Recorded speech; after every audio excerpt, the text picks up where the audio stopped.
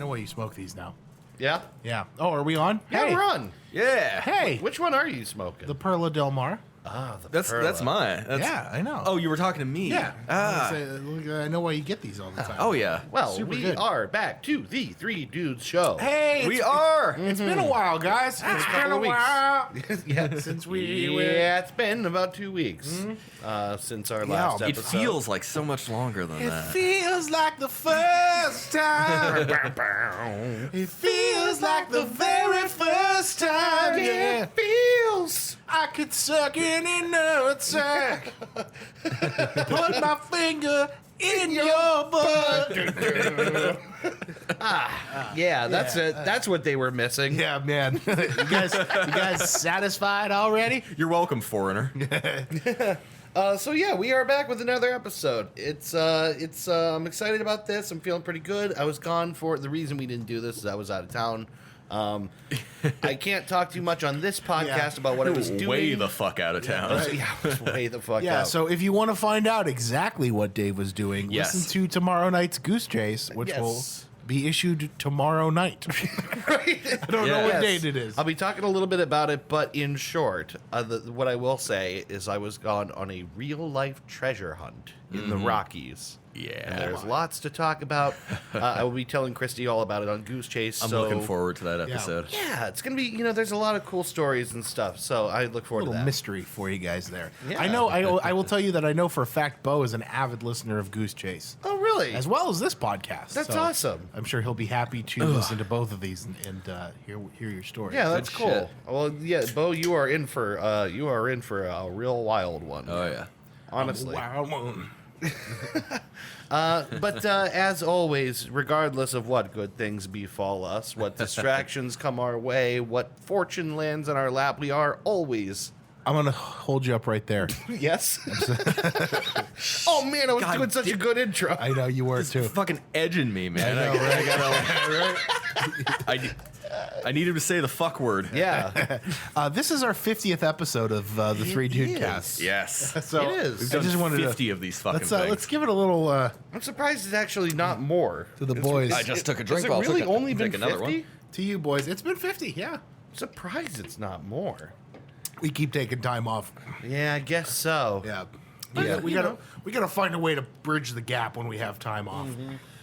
Figure Yeah. something out. Tell you what, actually, I think Goose Chase is catching up. Mm-hmm. We started Goose Chase like Yeah, you 6 guys are- months after this podcast. Yeah, you guys are going hard in the paint. Yeah, Yeah. we've been pretty consistent. Anyway, we're fucked, right? Right. Thanks everybody for listening for 50. Yeah. we appreciate it. You know what? Yes. It's been a rewarding experience getting to do this, getting to know you guys better, even than maybe we would if we didn't just do this show. Yeah, right. For sure. We find Yeah. things to talk about that we otherwise never would have. So it's, Yeah, it's a really good yeah. exercise in friendship. I think there's various avenues to achieve that kind of necessary component of a true friendship, and a lot of Yeah. people will do it through things like going fishing on a given day of the week or what have you, and then this is just how we do it. Right. Right. This is our. We do it with technology and smoking and drinking in a basement. Yeah, right. This is our That's day the on dream. a boat. That's Yeah. the dream. Yeah. It really is. So obviously, as I was saying, we are super fucked. It's super clear to me how fucked we are.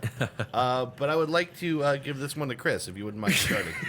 Psych! It's been a while since we've done the bait and It's switch. been a while. Yes.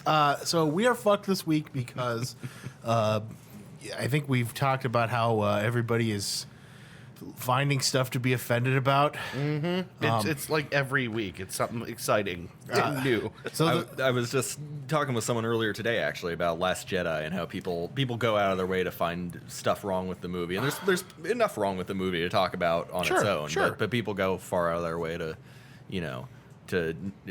nitpick every little thing. Of course. yeah. There's nothing wrong with just being like, yeah, I didn't like the movie that much. That's okay. You're okay to even have reasons why you didn't like it, but to Yeah. just sit there and go, Actually, I don't remember so many women in my Star Wars. God. You know, it's almost like there's an equal amount of human beings. It's almost as if 50% of the planet's population is not dudes. Right. It's almost as if. Wow. Wow. Wow. Oh, wow. So we're fucked because people are once again inventing things to be offended by. And I read an article this week Like you do. that was on NPR. Yeah. And it was there's a small. Here's what I think is happening. They said that there's a movement out there to change something, and I don't think it's actually a movement. I think it's one dumb asshole on his computer, and it's a slow news day, and that's what they put out. Sure. Okay. So they want there's a movement for people to create a gender neutral voice for Google Home and Siri. What? Siri and Alexa, excuse me. Siri and Alexa are already gender neutral. They're robots. Exactly. That's my point. Okay. So they're like, well, why does it have to be women? Why does it? And of course, when you never read the comments, right? You never read, because why would you do that? But on this article, you have Why would you to. torture yourself? See, I it's could. I'm sorry. Go no, ahead. it's okay. It's filled with people. Oh, we're activating that by talking about. Oh, Oh really? yeah. Oh shit. We're Sorry, activating your voice search. Oops.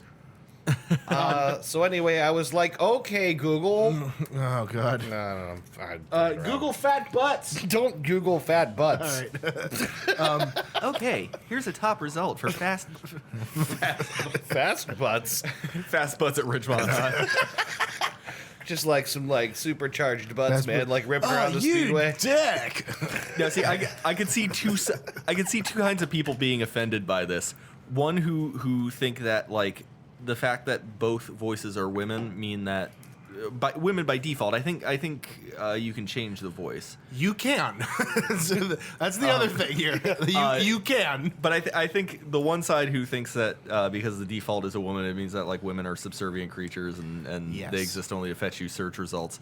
And the other being, I don't want women in my technology. Yeah, right. Isn't that weird that like both sort of whatever the rough camps are, they could both be upset by it. Yeah. And what does a gender neutral voice sound I like? don't know. But like, you're looking at the comments, and I'm thinking I'm gonna have somebody who's like, "All right, come on, like this isn't news. This is just stupid." Right. And it's line after line of people being like, "Well, yeah, we should definitely have that." Like, it's like, oh my god, But like why? Why? Why does it matter? So like It doesn't. It shouldn't. It doesn't matter, right? At Am I this year's crazy? I/O, didn't they announce that they're gonna release a voice pack for Google search that's the voice of John Legend, right? That sounds Okay. awesome. Which is super cool. I Yeah. would totally want John Legend to You, be on my you already phone, have you know? like 4 Sure. voice options for Google Home. Yeah. Right. I know because I have it, and you can change them. It's a really good question. What does a gender neutral voice sound like? But why haven't we gotten a Tom Waits voice pack? That's right. For Google. Or though? a Gary Busey voice back. It's, Well, it's let me tell you, I went on the internet and I found 4,916 images of fat butts at Ridgemont High. man, that's a generous search result. Yeah. Thanks, Gary Busey. I was trying to do Tom Waits. Yeah, that sounded like Tom Waits. Thanks, Tom Waits. No, yeah, I do think this is like, I can get generally why people are like, well, yeah, it shouldn't just be women's voices, but it's like it doesn't have to be. It's a chosen default. But I mean, you know, what does it What matter? does it hurt anybody? What does it matter? It's a robot.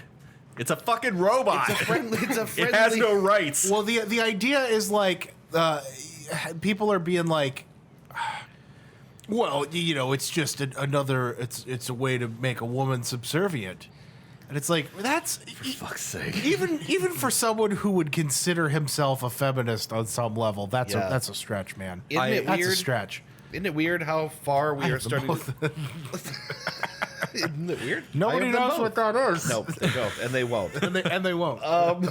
It's Sorry. just Inside like, jokes. It's like strange to me that anyone like a search algorithm is neither male nor female. You know, it's just you know, it's Right. like you said, it's just a robot. It's a robot. What does it matter? It doesn't matter. I'll- It doesn't matter. It does. It actually It doesn't matter. It actually doesn't matter.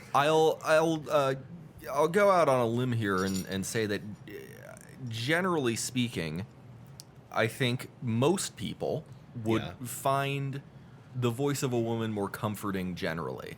Which is why they were chosen, incidentally. Oh yeah, I'm sure it has everything to do with the fact that like psychologically people are probably more receptive to hearing a woman's voice. Yeah, I think that it feels generally more soothing and welcoming. Right.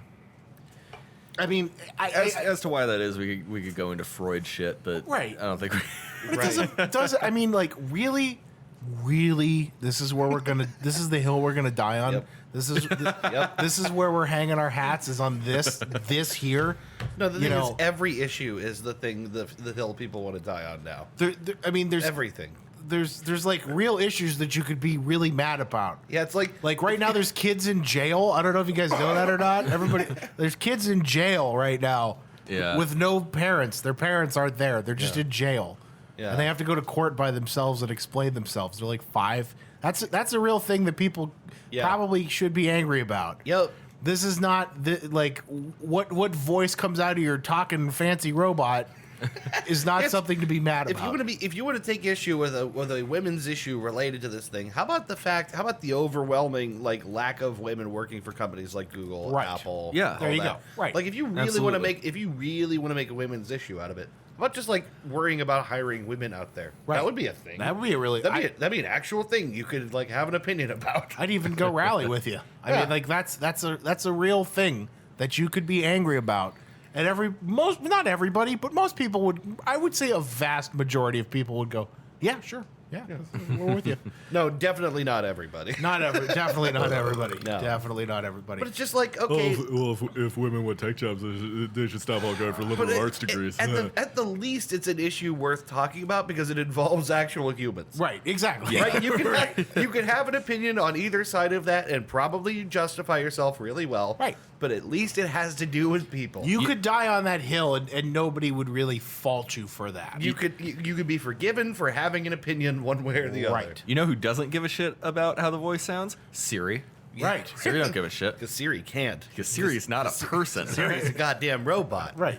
You should stop caring so And much it's about like, what Siri sounds and it's like I'm gonna ring this bell here, right? All right. Yeah. It's just liberal people.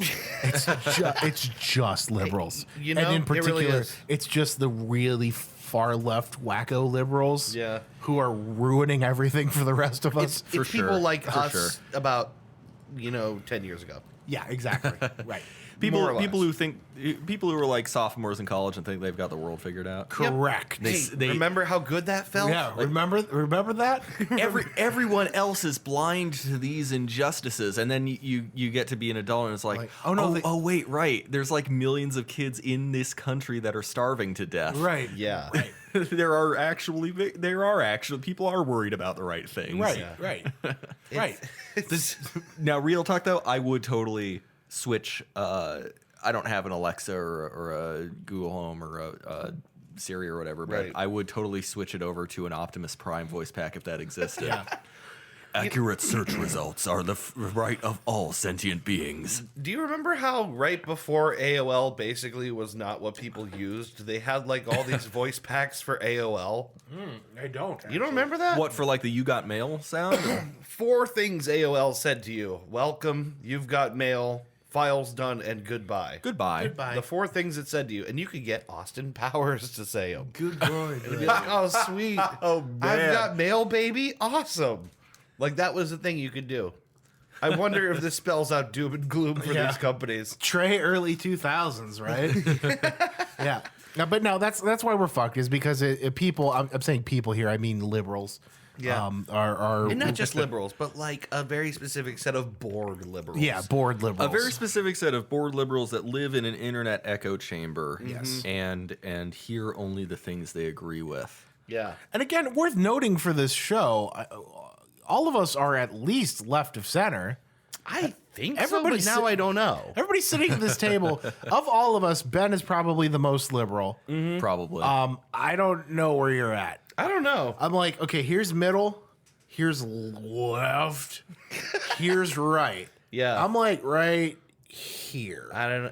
I'm I like don't know. right here. well, I'm finding myself around that area. Yeah, No one listening can tell what you just hand gestured, but let's say like 60%. 60 40. Yeah. Right? Well, it's like I suppose it would boil down to like I don't know. There's no real accurate litmus test because your opinions on various things can be all over the place, and, Exactly, and you can be in multiple places on the spectrum at various points. You're more intellectually honest if you are. Time Warner Sure. Cable is now Spectrum. Redefining what a cable company can be.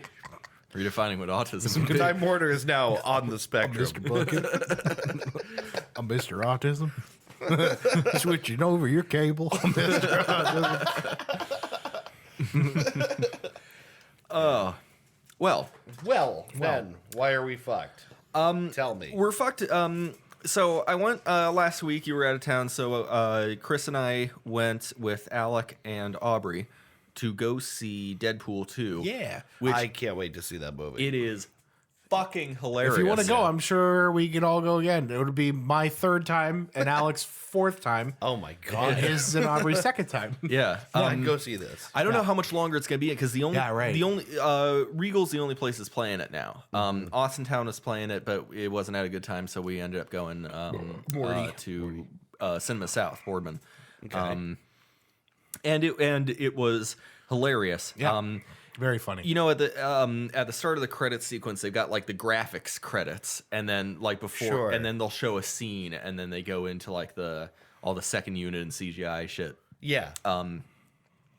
But between those credit segments, like after the graphical credits, they'll usually have a scene, and they stop doing it at the very end. But now they've got one after those main credits, and Deadpool 2's post-credit scene is incredible. It's really? very good. Really? It's very good. If you're even remotely, I can't even. If you're even remotely into Marvel movies, Yeah. you're gonna love it. Oh, it had me fucking It's dying. really good. It's really good. I can't wait to see this movie. Yeah, Josh Brolin as Cable is fantastic. Very good. Early recommendation: see Deadpool 2. It's not going to be in theaters much longer, but I'm sure it'll be at the cheap theater. Yeah. It'll be at the dollar theater soon. So yeah, we can still go see it together. Nice. So anyway, we went to go see Deadpool 2 this past Tuesday, and this viewing experience, according to Chris, was a lot better than his previous one. Yes. Because and I was talking earlier, we share this sentiment, but Chris is the one that voiced it.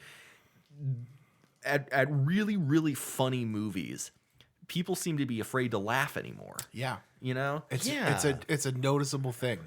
Yeah, you know what? Isn't that weird? Because it's like it feels like I remember being a kid and like if you were at a comedy, generally speaking, the theater was laughing. Right. Yeah. Because they wanted to. That's the real thing. Is Yeah. people laugh at events like this because they want to. That's why people laugh at a stand-up show. It's why they Right. laugh. When they're they've gone with the expectation that they're going to be entertained, and laughter is part of that experience. Yeah. Right. Now my theory is there are people who just don't laugh because they feel that they're going to be rude to people in the audience. Yes. But like, I agree. Yeah. but see, a well-constructed movie is going to have its editing set up to where there are gaps to allow for laughter. Yes. There's going to be non-vital dialogue during points where people are laughing. Right. That's why you can't have like a sudden tone shift, or they'll bring the mood to where it needs to be so that you can hear whatever dialogue you need to hear. And if there's hilarious shit happening, none of the dialogue is going to be important during Right. it. You know? Right. But it's also like you're in a theater. The speakers are loud. Even like if the person next to you is laughing, you can generally hear what's going on. Oh right? yeah, Yeah. When we went there, the movie was like a quarter full, not even a quarter. Yeah. And yeah, most people there were laughing pretty generously. Yeah. Yeah. Aubrey absolutely was. Oh, it's hilarious. Yeah, it's very funny. There's a great extended line of dialogue in there from Dopinder, the taxi driver, about Interview with the Vampire, which is one of Aubrey's favorite movies, and she was just fucking dying. But yeah, people, you got to go to experience the movie, and this is why, like we went to see Jaws. Yes. when they had that Fathom event when we went to They see do the Jaws. live sort of like anniversary kind of thing I or love whatever. those. I love those. Those are so cool. And those are great because the audience that goes to see those things are the ones that really, really love movies. Yeah, Yeah. fans And of always- film. Right. Always that movie at least. Yeah. Probably big movie. People clapped at the end. People cheered when Brody shot the tank. You son of a bitch. Smile, you son of a bitch. Yeah, people actually started cheering and applauding when that happened. Yeah, because you want that fucking shark dead. Yeah. That movie has one of my favorite shots in cinema history when he's chumming the water with the cigarette in his Yes. mouth. Oh, yeah. And then he does that. Yeah, quick, right behind him, it comes up, and then he just comes back to him going. He like jumps up out of the frame. That's one of my favorite shots. Doesn't he have It's like a so good. cigarette in his mouth, too? dipping out of his mouth. just like- Yeah. He does like the Fear and Loathing in Las Vegas look. Yeah. Yeah, right so right good. before the iconic, you're going to need a bigger boat. Ben, I feel like your favorite shot from that movie is that really cool sort of like zoom pull perspective. Oh my yeah. god! Well, yeah, where it tracks forward and zooms Out. outwards Yeah. at the same time, and it makes this weird distortion effect. And they don't do another shot like that in the whole movie. It's deliberately unsettling and jarring That's because filmmaking genius. it's just like you get to feel Brody's heart just drop into his stomach as he sees this person getting fucking destroyed that off the shot coast. looks like what it feels like when your face goes hot and you realize something's happening. Like Yeah. it looks every bit like what that feels It's like. a brilliant shot. It's Where he's on the beach, and if yeah. anyone, Looking if out, anyone right. listening doesn't know what that is, Yeah. it's the shot where he's on the beach. Spoiler and alert: things- if you've never seen Jaws, why? right, watch Jaws. If you haven't Fucking seen Jaws, watch 40-year-old Jaws. movie. Right? Yeah. Yeah, and when we went to that, I remember too, like not even a single person was eating their popcorn during Quint's Indianapolis The monologue. USS Indianapolis. Everyone was just dead silent, glued to the fucking screen Yeah. while he was going through that. Classic movie. You gotta when you go to the theater, you have to go in with the expectation that your experiences are the audience's experiences Right. too. Yeah. So you can't be afraid to laugh. You can't be afraid to laugh when funny shit happens, Right. or especially if the movie's supposed to be funny. Yeah, especially a movie like Deadpool, which goes out of its way to make the most horrible jokes it can to make you laugh. Yeah. You know what I mean? Like, Yeah. not even horrible jokes, but like blatantly, It's crude, it's crass, crude. It's crude. yeah. You know what I mean? Yeah. Like it's supposed to be funny. Deadpool's regenerative powers give him the advantage of being able to chop off a limb and have comedy result from it. Yeah, right. Because it's going to grow back. Yeah. And it's going to be really tiny before it does grow back. Oh, the silly. fucking legs. Yeah, right. Does he have little baby legs Yeah, at right. one point? Straight shirt cocking Oh, it. the entire scene revolves around Deadpool's tiny and Josh Brolin's face. Oh, it's incredible. Oh, please don't do this. I gotta see this movie.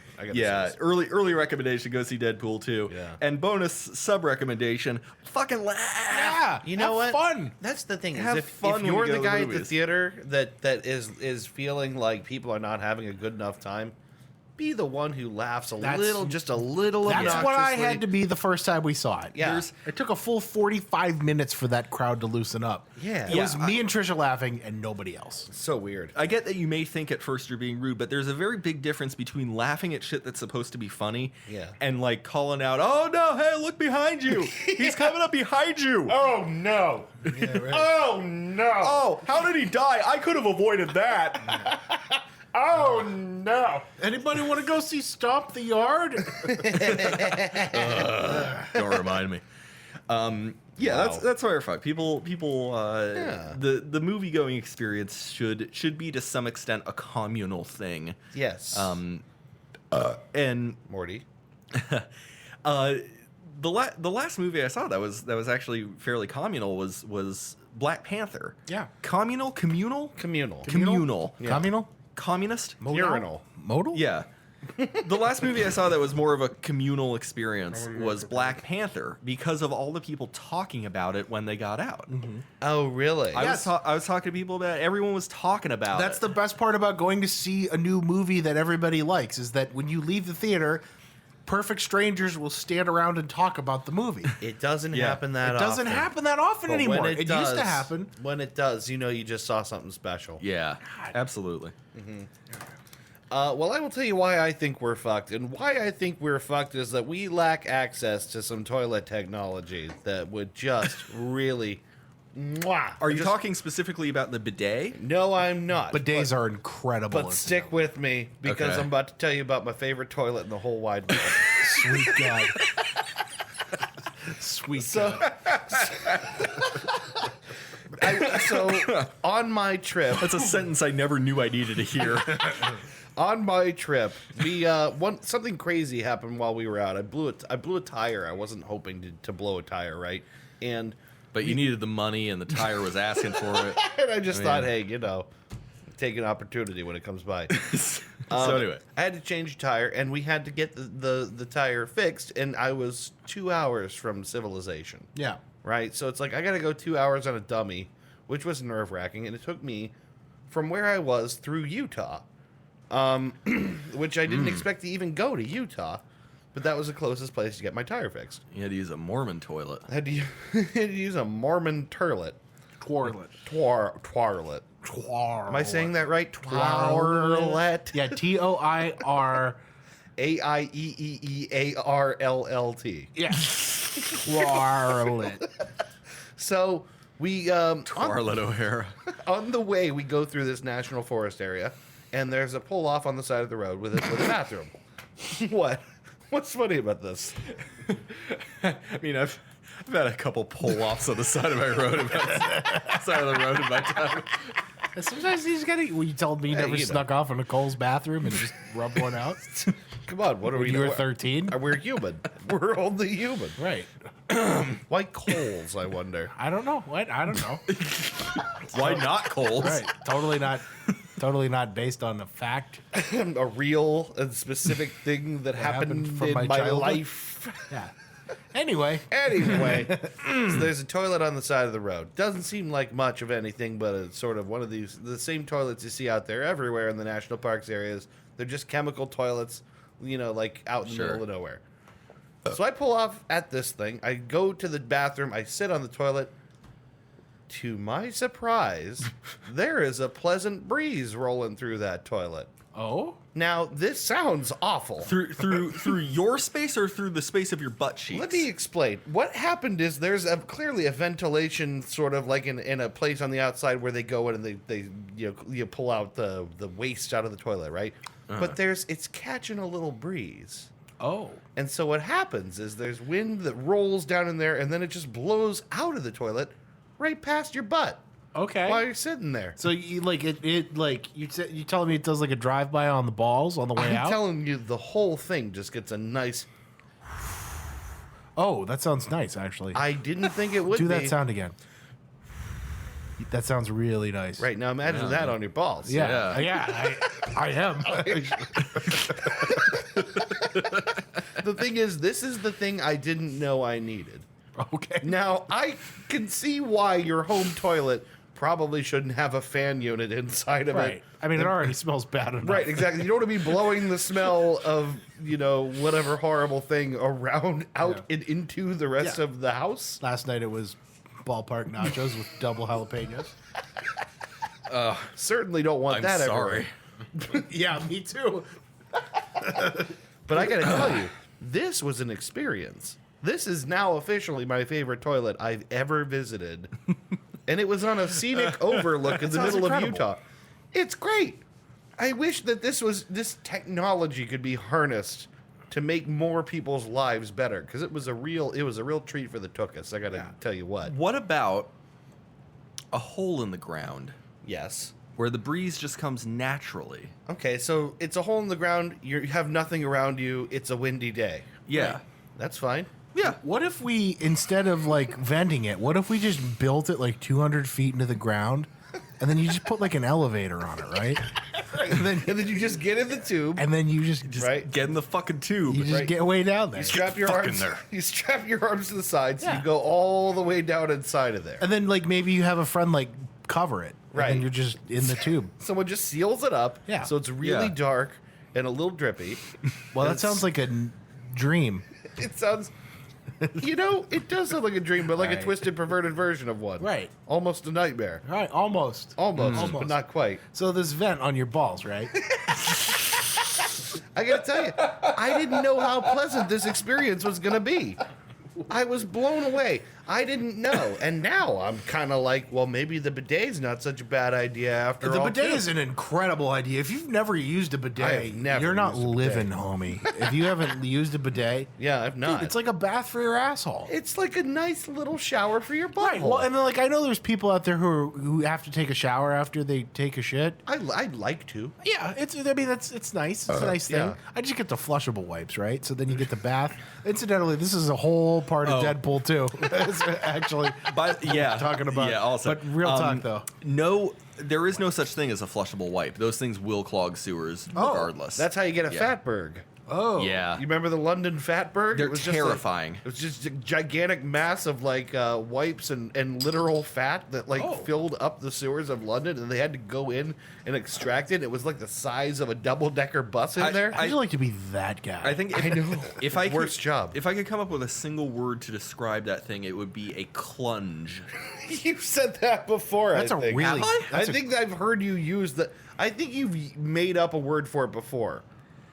Oh, have I? I think so. I don't. That's I don't a know. great word for it, But, incidentally. yeah. a clunge A clunge of bathroom sanitary of napkins. sanitary wipes. Yeah, Yeah, it's like you're not supposed to flush them, even if they say they're flushable. You're not supposed to Then flush what do them. you do with them if you don't flush? Well, I them? mean, I'm Well, I mean- at my old job, incidentally, I quit my job since the last episode. yes. Yeah, gosh, man, we got to talk about that more off mic because holy hell. Yeah, we will. But we throw them in the trash. We just stick them in the garbage. Yeah, Streaks and all. Streaks and all. That's what you're supposed to do. that seems so weird. And occasionally there'd be more than just a streak. You get like a solid mass out of there. Oh, yeah. and just, Sweet God. You just gotta Well, see, I like chuck it right in the bin. I dry it up a little bit first, right, and then you finish with Right. See, yeah, exactly. My thought is you do the primary work with the toilet paper, right? Right. You kind of get it all about as nice as you can get it. Well, then you like not like you wipe and then I pat, like I wipe, fold, pat, oh yeah, yeah. and you kind of like damper good it up, strategy. right? And then usually on the second pass, the wipe is dried up. So I just Sure. this is real interesting. Yeah. This is real. No, you know what? interesting. No one knows how another person wipes their ass. I think this is valuable. Yeah. We're contributing to the human, you know, endeavor. You know what? Or something. probably my greatest shame is though. We're not supposed to flush the wipes, and we usually make sure not to. Usually, every once in a while, one or two gets through, and that's fine. But I flushed, I think on more than one occasion, maybe. I've flushed. When you take off your latex gloves, you just throw them in the garbage. I've flushed them before. I've flushed. Oh, yeah. I flushed latex gloves. The which- gloves? The gloves. I flushed the gloves. Oh boy. Definitely not supposed to do. Whatever. Yeah, you know. You do what you Or, got to well, do. I say latex. We use non-latex because people are allergic. But Yeah, know. you don't want a latex burn on your ass. oh, Ouch. good lord. Woo. Keep that out of the S&M dungeon. And on that note, it's about time for us to take a little break. Yes. Yep. So why don't we do that, and we will be back in a minute with. Smoking and drinking. Oh, we will be back with Would You Rather And drinking. and drinking. See you in a minute. Bye bye. Bye-bye. Hey guys, you've been listening to and enjoying the Three Dude Cast. We hope you've been enjoying it anyway. But if you have, mash that like button. Yeah, smash that fucking like button. It looks like a heart on SoundCloud, I think. Yeah, something like that. And if you really want to hear more of our stuff, You can subscribe to us, Yeah, or rate and review us on iTunes and Google Play. and we're everywhere. SoundCloud, everywhere. we're Yeah. always with you. Always.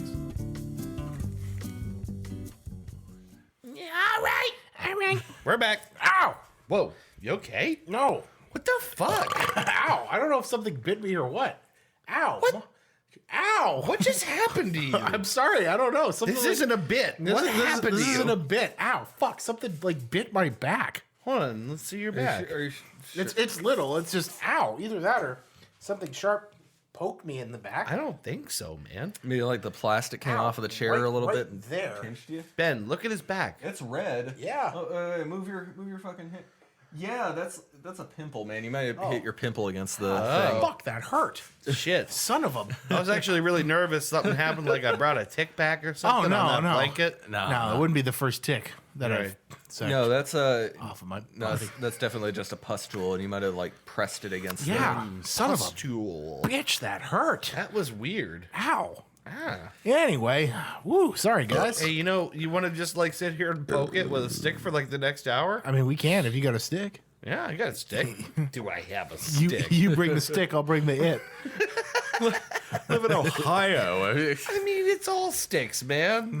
We got we're like the stick capital of the world, bro. Why do you think they call it living in the sticks? Yeah, that's where we are. Where the sticks are. Sticks and foreigner. See, it comes full circle. Sort of like they rhyme. It's poetry. It's like yes. That's like, just call me Nicky Sticks. You know what I'm talking about? this is a dumb bit. Yeah, this is dumb. This is bad. This is pretty dumb. Anyway, let's should go to probably a slightly less dumb bit. Stick to our formula. This one is not that good. I'm gonna set it out right now that it's not very good. But I forgot to come up with a would you rather. it's so okay. You know what? We'll make it good with our humor. yeah, Well, that's it. You know what the best would you rather's are the ones with no positives. Right. Yeah. The toughest would you rather I've ever heard is would you rather have taste buds on the inside of your asshole or never get a boner again? Oh, taste buds in the asshole. Really? Yeah, man. I use my boner. But you have to taste your butt all the That's time. fine. All the time. That's fine. I Even when you're fucking, you're want- like, oh no, I still taste my own poop. I want my penis to work. Okay, but how effective is Well, your penis going to be when you're I'll- tonguing your own butthole? I'll all day? counter with this. We taste our own spit all the time, but our brains filter it out. True. In the same way that we never see our own nose in front of our own faces because our brain filters it out. Or does spit just not taste like anything? Maybe. Spit tastes like stuff. It tastes like bacteria and acid. Huh. That's what spit is. All right. Dissolves and digests. It's the first stage of digestion, David. Well, I guess we learned a lot about spit today. Sorry, thank you for the pause in conversation. I like to take my time after gestation. Sorry, there's a little line from one of my favorite movies there. Which movie is that? Oh, brother, where art thou? It's John Goodman. I gotta watch that movie again. Yeah, I love that movie. One of my favorites. One of my favorites. So, So- would you gentlemen rather that your farts smell exactly like a Baconator, but people are like always weirdly asking you to fart on or around them? So you have to like deal with people being like, "Oh, hey man, you got any in you?" Because I would love it if you could fart a Baconator into this room, Okay. right? 2, you can fly, which is rad. But anytime you walk anywhere, you have to go wah wah wah wah like a robot and wave your arms like a robot. So Wow, wow. you have to be like wow wow wow. Because that's every time you walk obviously, anywhere. that's how all robots would walk. Yeah, right. Wow, wow. I'm You a can go robot. wow wow wow wow wow. And only when you walk. If you stand still, you don't have to do it. Wow, wow, wow, wow. But that means like if I walk into the if I'm having a baby and I walk in to see my wife, I have to walk into the the operating. Yeah, 'cause you can't fly through a hospital. Wow, wow, wow. Yeah, right. All of your life's precious moments. Ruined by me acting like a robot. Oh man. But you could. Question: if I have a child, does its first steps also have to be like a robot? No. Okay, Child's just me. fine. Yeah, it's just you. The child does not inherit your weird robot behavior. So I'm gonna chalk that up under negative. Child. You know,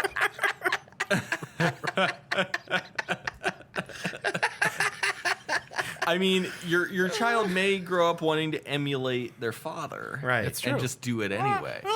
But True. But if they don't have to do it, they also probably wouldn't be able to fly, That's true. Yeah. which is the downside. Kid's not going to be able to fly. The advantages of flying, I think, far outweigh the disadvantage of doing that whenever I walk. But I mean, Baconator farts? Anyone? Well, see, if I'm smelling a Baconator, Right. I should expect it to be there, and it Exactly. would torture me. That would get old real quick, and I would get fat real quick because I'd always be getting bacon. But bear in mind, this is a world when you can fart as loud and big as you want anywhere, and no one's mad. implying I don't do that. I could do already. that 5,000 feet up in the air while I'm flying. That's right. That's true, but you're not always flying. Or are you just gonna be like every time you have to fart, you're gonna like fly up there? Yeah, Release it into the- just take a walk outside and be like, excuse me a minute.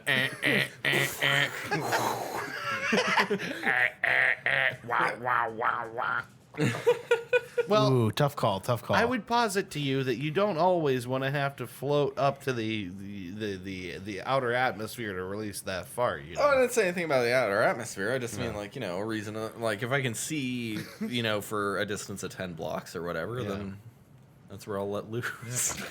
How cool would it be to get up there and then shit? Oh, my God. Would you just like fly up there and then poop like a really far way down? You get it to terminal velocity, Yeah, right? How high up we talking? Just right on the car of someone I hate. And, like, you're talking terminal velocity. Like, so hard the windshield cracks. Just high enough where it's like getting hard to breathe, right? So it's like, it's not gonna hit terminal velocity, but it's gonna get pretty fast. This is gonna be a fresh log of shit. Well, if you go high enough, you got to remember it'll also freeze on its way down. Sure. That'll make it even harder. Right. Yeah. You can imagine getting hit with a frozen shit log. Straight from dead center above you. This lends a lot more meaning to the famous Red Hot Chili Peppers lyric, "With the birds I shit, it's a lonely view." What is the actual lyric there? With the birds I share this a lonely view. It doesn't sound like it. With the birds I shit. With the birds that shit, it's a lonely view.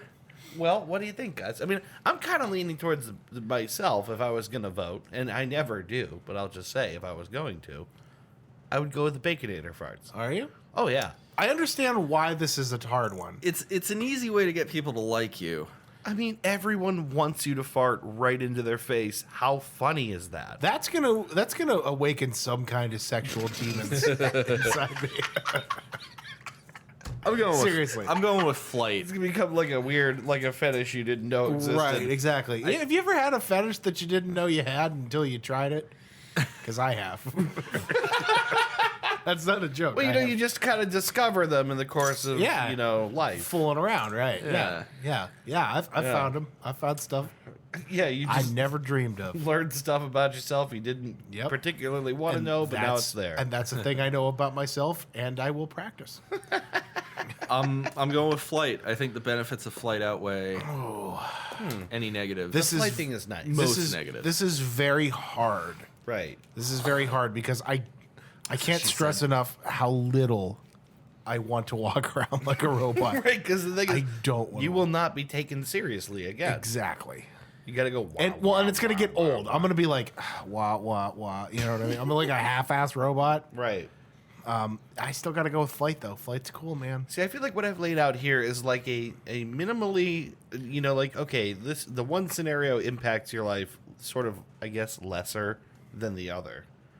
Yeah. Higher gain, higher loss with the flight thing. sure. Yeah.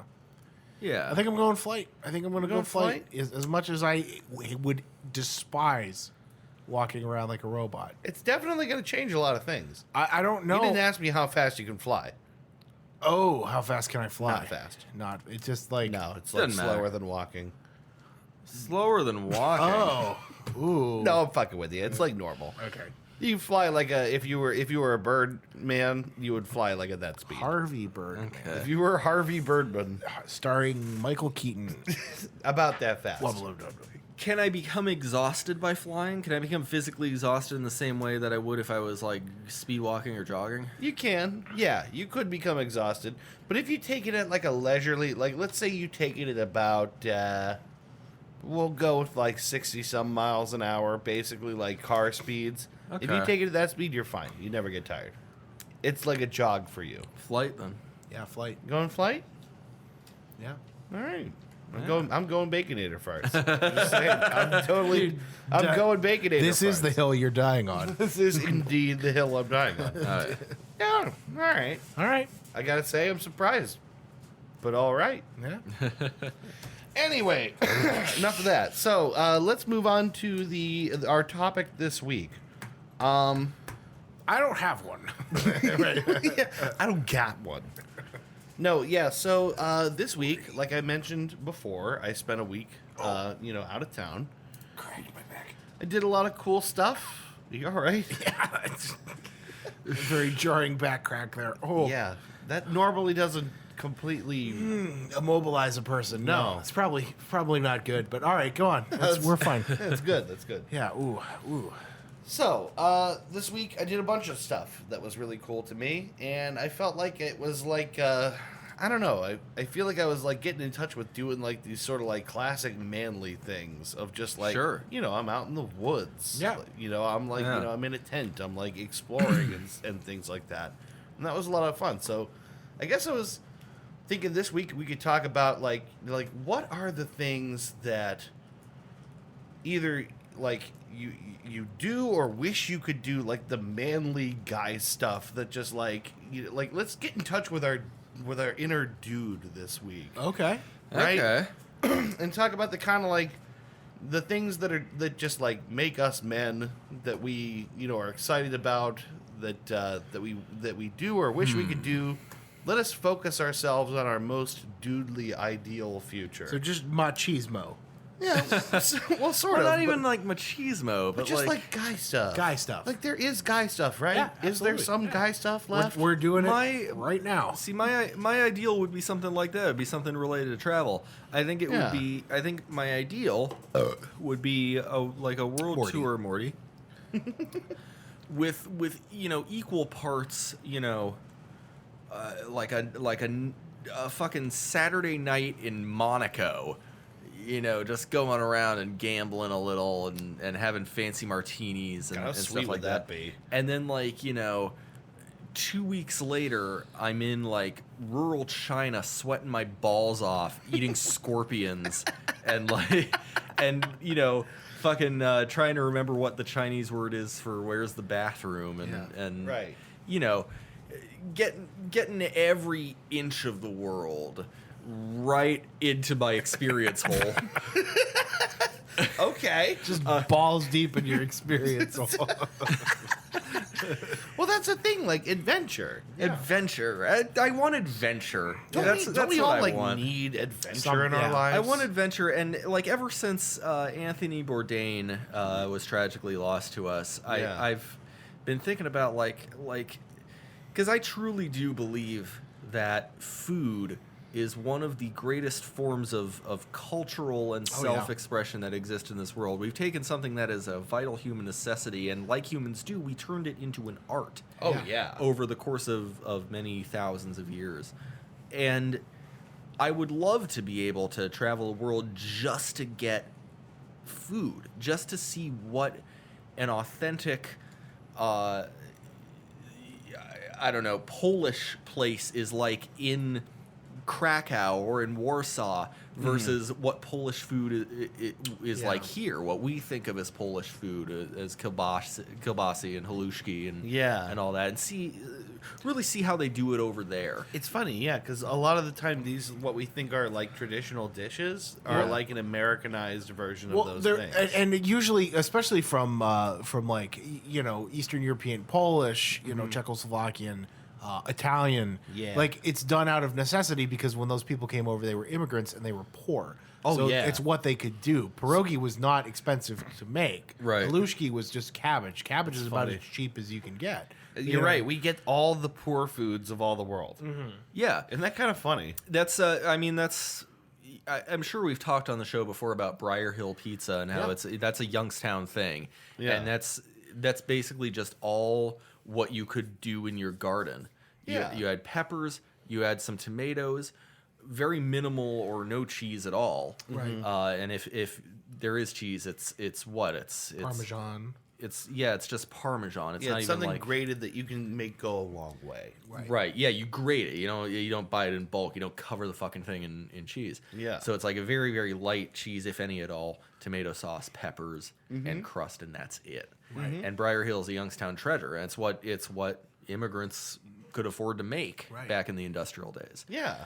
Think about things like fried cornbread. That's an Eastern European thing that came over. Oh, really? Yeah. Well, it was made by those people because Yeah. it was just a poor person thing that you could Corn. Yeah, it's cornmeal. It's cornmeal mush that you make into a brick and then you fry it. Right. The end. And now we And it's incredible. and it's weird too. We think of that now too as like a southern thing. We think of cornbread going with ribs and jambalaya and what have you.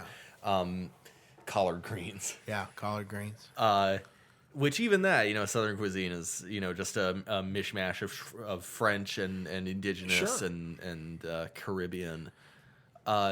That's what I would do. I think the motivation for a big manly globe-trotting adventure would probably be food. Yeah. When I watch Idiot Abroad, I'm super jealous of when Carl's in some Bedouin tent in the middle of the Arabian desert eating yak brains and drinking goat's milk or whatever And the fuck. isn't it funny? Because that fucking guy hates Every every doesn't bit. appreciate it, and I would fucking love, like, this is these are people I'm gonna meet. Like, I'm one of the few people on earth to actually go out of their way to meet these fucking people in a tent in the middle of the desert, and they're serving me something that's they've been making for fucking hundreds of years. Yeah. And that's a unique experience to me. That's a experience that nourishes not only my body but my soul, and that's something I would love to experience and go around the world finding as many of those experiences as I could. Yeah. There's something amazing about that. Like, sort of, I feel like that was a big bullet point on, sort of like 19th century manliness, or maybe 20th century as well. I don't know, but it just seems like going and exploring and picking up all these weird experiences, and maybe hunting and killing some shit and eating it and taking its head. Yeah. Yeah, right. Like, Let's go back to those days. well, it's kind of cool. Like, It is- why don't we keep the heads of shit? Right. Why don't we murder? Because we've animals already or- murdered them all. They're all gone. That's why. Yeah, it's just like that's like such a classic thing. Yeah. I think of Yeah. Teddy Roosevelt, Yeah. like, and possibly the manliest guy to ever Yeah. live. Right. Like you got company over, you're like, let me show you this, and you pull out like a little wooden box, and inside is just like 100% pure Nicaraguan tobacco that you keep to hand roll your own stogies. Oh God. And it's like I bought this off of a fucking dude riding a llama. Yeah. just to be alive. Just be alive. I mean, you're telling me you're not going to roll that cigarette and smoke it with him? I am. I'll tell you one thing that I wish that I could do, and I don't think I could. This brandy was gifted to me by the Sultan of Brunei. Right. Yeah. How cool would it be to pick up, go to somewhere, just the woods somewhere, and build a house there? Yes, I was gonna say, like, my watching all those what's that YouTube channel? Primitive Tech. Oh, Yeah, that guy who goes out into the wilderness and just builds things the very old way. Yeah, like the oldest ways. Yeah. Just making something. I think making something with your hands on a grand scale, you just associate that with like old, very old masculinity. You know what I mean? Yeah, right. Sure. Being, Well, like being like a dude in the oldest possible sense of like, defending for yourself in the middle of hunter gatherer kind of. Yeah. You know what I mean? And then Yeah. I mean, I don't know. I just can't. I think it would be like making mud bricks, starting your own fires, which I know how to do, but Right. knowing how to do it in a backyard with a 6-pack of beer and a lighter, you know what I mean? If I can't get it started the normal way, versus being out in the woods and you have to do this or you're in trouble tonight. You Yeah. know what I mean? Right. It's two different things. So- you know what I mean? I think I think this touches on one of the most old school kind of ideas of masculinity is you got to be versatile. Yeah. You got to be handy. I was just talking to Aubrey the other day. We went swimming in the pool, and I was talking about how, like, at a very early age, not like toddler age or whatever, but like pretty early on, my dad was the one who taught me how to swim. We don't live especially near any bodies of water or anything, but I'm a pretty strong swimmer. I'm not a very fast swimmer particularly because I'm out of shape, but I'm a pretty strong swimmer. I'm very comfortable in water now. Yeah. And it's like stuff like that, being able to swim, being able to change a tire, knowing how to start a fire, Right. Knowing how to read a map, these sorts of things. Basic skills that you should be able to rely on later in life, I feel like are a big part of what it means to be traditionally masculine. Yeah. And this is, this obviously isn't to say that women shouldn't know all these things too. Sure, right. Know Everybody how to should know how to change. Yeah, I guess- swim, read a map, change a tire, light a fire. I guess that actually is a thing that's worth mentioning here. Is like this is not about taking these things and making them exclusively the dominion of being a man, but like still, what does it mean to be a capable man? Yeah, and these are skills I think that you test when you break from routine, when you go out from your job and you spend a fucking week in Wyoming. You know? Right. That's the thing that's what got me thinking about this. Is there's a lot of stuff that you never have to think about. Just sort of chilling out in a house, being a person in a city. It's like it's not that it's easy, it's that the problems are different. Yeah. For sure. I think there was an episode of the Long Shot podcast where Sean Connery was talking about when he was younger, like 24, and he went on this pilgrimage for his birthday, and it was like a mountain expedition where this helicopter, he paid, to have a guide, and they dropped him and this group of people on this mountain, and they're like, all right, we got 3 days to get here. Yeah. How do we do that? Right. And like, and at one day, like the day before last that they were out there, it was like a week actually. The day before last that they were out there, they went out on their own and they all had to, find their way to where the meetup point was. Yeah. And like just having to go out there and do that. If I wish I was in better shape because I would love to do something like that. I would love to do something, The thing is, here's what I found out. You can do that. Yeah, right. I know I can. The thing is, being out in the woods, I thought I was going to be completely useless. Yeah. How much time have I spent on this show being like, yup, lazy, beer drinking, idiot, right? Like, how much of my life do I spend, saying that about myself? But I think I learned, and you guys as well, like, you could do it. Yeah. Sure. You can go out and do that. When you have the option of sitting in front of your computer and drinking beer, you'll take it. Yeah. But if you're out there and you've got this time where it's like you don't have those options, of course you're going to be able to do it. Of course you can because you know what to do. Yeah. It's just that you have to kind of force yourself to. You have to kind of voluntarily remove yourself from the grid for a while and just go and do the thing. Yeah. Right. It's just, I think it's kind of like, it's surprising the kind of things that you figure out that you're capable of doing when you just have no other option but to do them. Right. Yeah. Right. Yeah. Yeah. For Sorry, sure. it was a dead air, but I'm like, I'm just trying to think, some kind of like isolated, like what you did, some kind of isolated trip. Yeah. Yeah, I haven't. Not really the same thing, but I remember the first time I went on a trip of my own. I just like seeing that do that. What, the smoke? Yeah. Yeah. The first time that I went on a trip of my own, when I was legally able to do so, I was 21. I had just turned 21, and I Yeah. went to New York City on my own. I think you might have told this on the podcast before. Yeah, and I got lost once, but it's Yeah. it's all right. I got lost twice actually on that trip. Now that I think about it, 2 separate days. But anyway, the point is, being out of your element and using your knowledge and your skills to kind of navigate around. Yeah. Obviously at that time New York City was relatively unfamiliar to me, but there's still certain things you gotta like being able to read a map. Sure. The phone I had at the time was like a little flip phone. I didn't have GPS or anything, so I had to just kind of find my way. Luckily, New York City's very, very easy to navigate. They conveniently grid and number it. But knowing little things like what to do and what not to do. Don't keep your wallet in your back pocket. Don't like tap where your wallet is to check if it's there. Right. Don't like gawk up at the buildings. Don't act like a tourist. Yeah, right.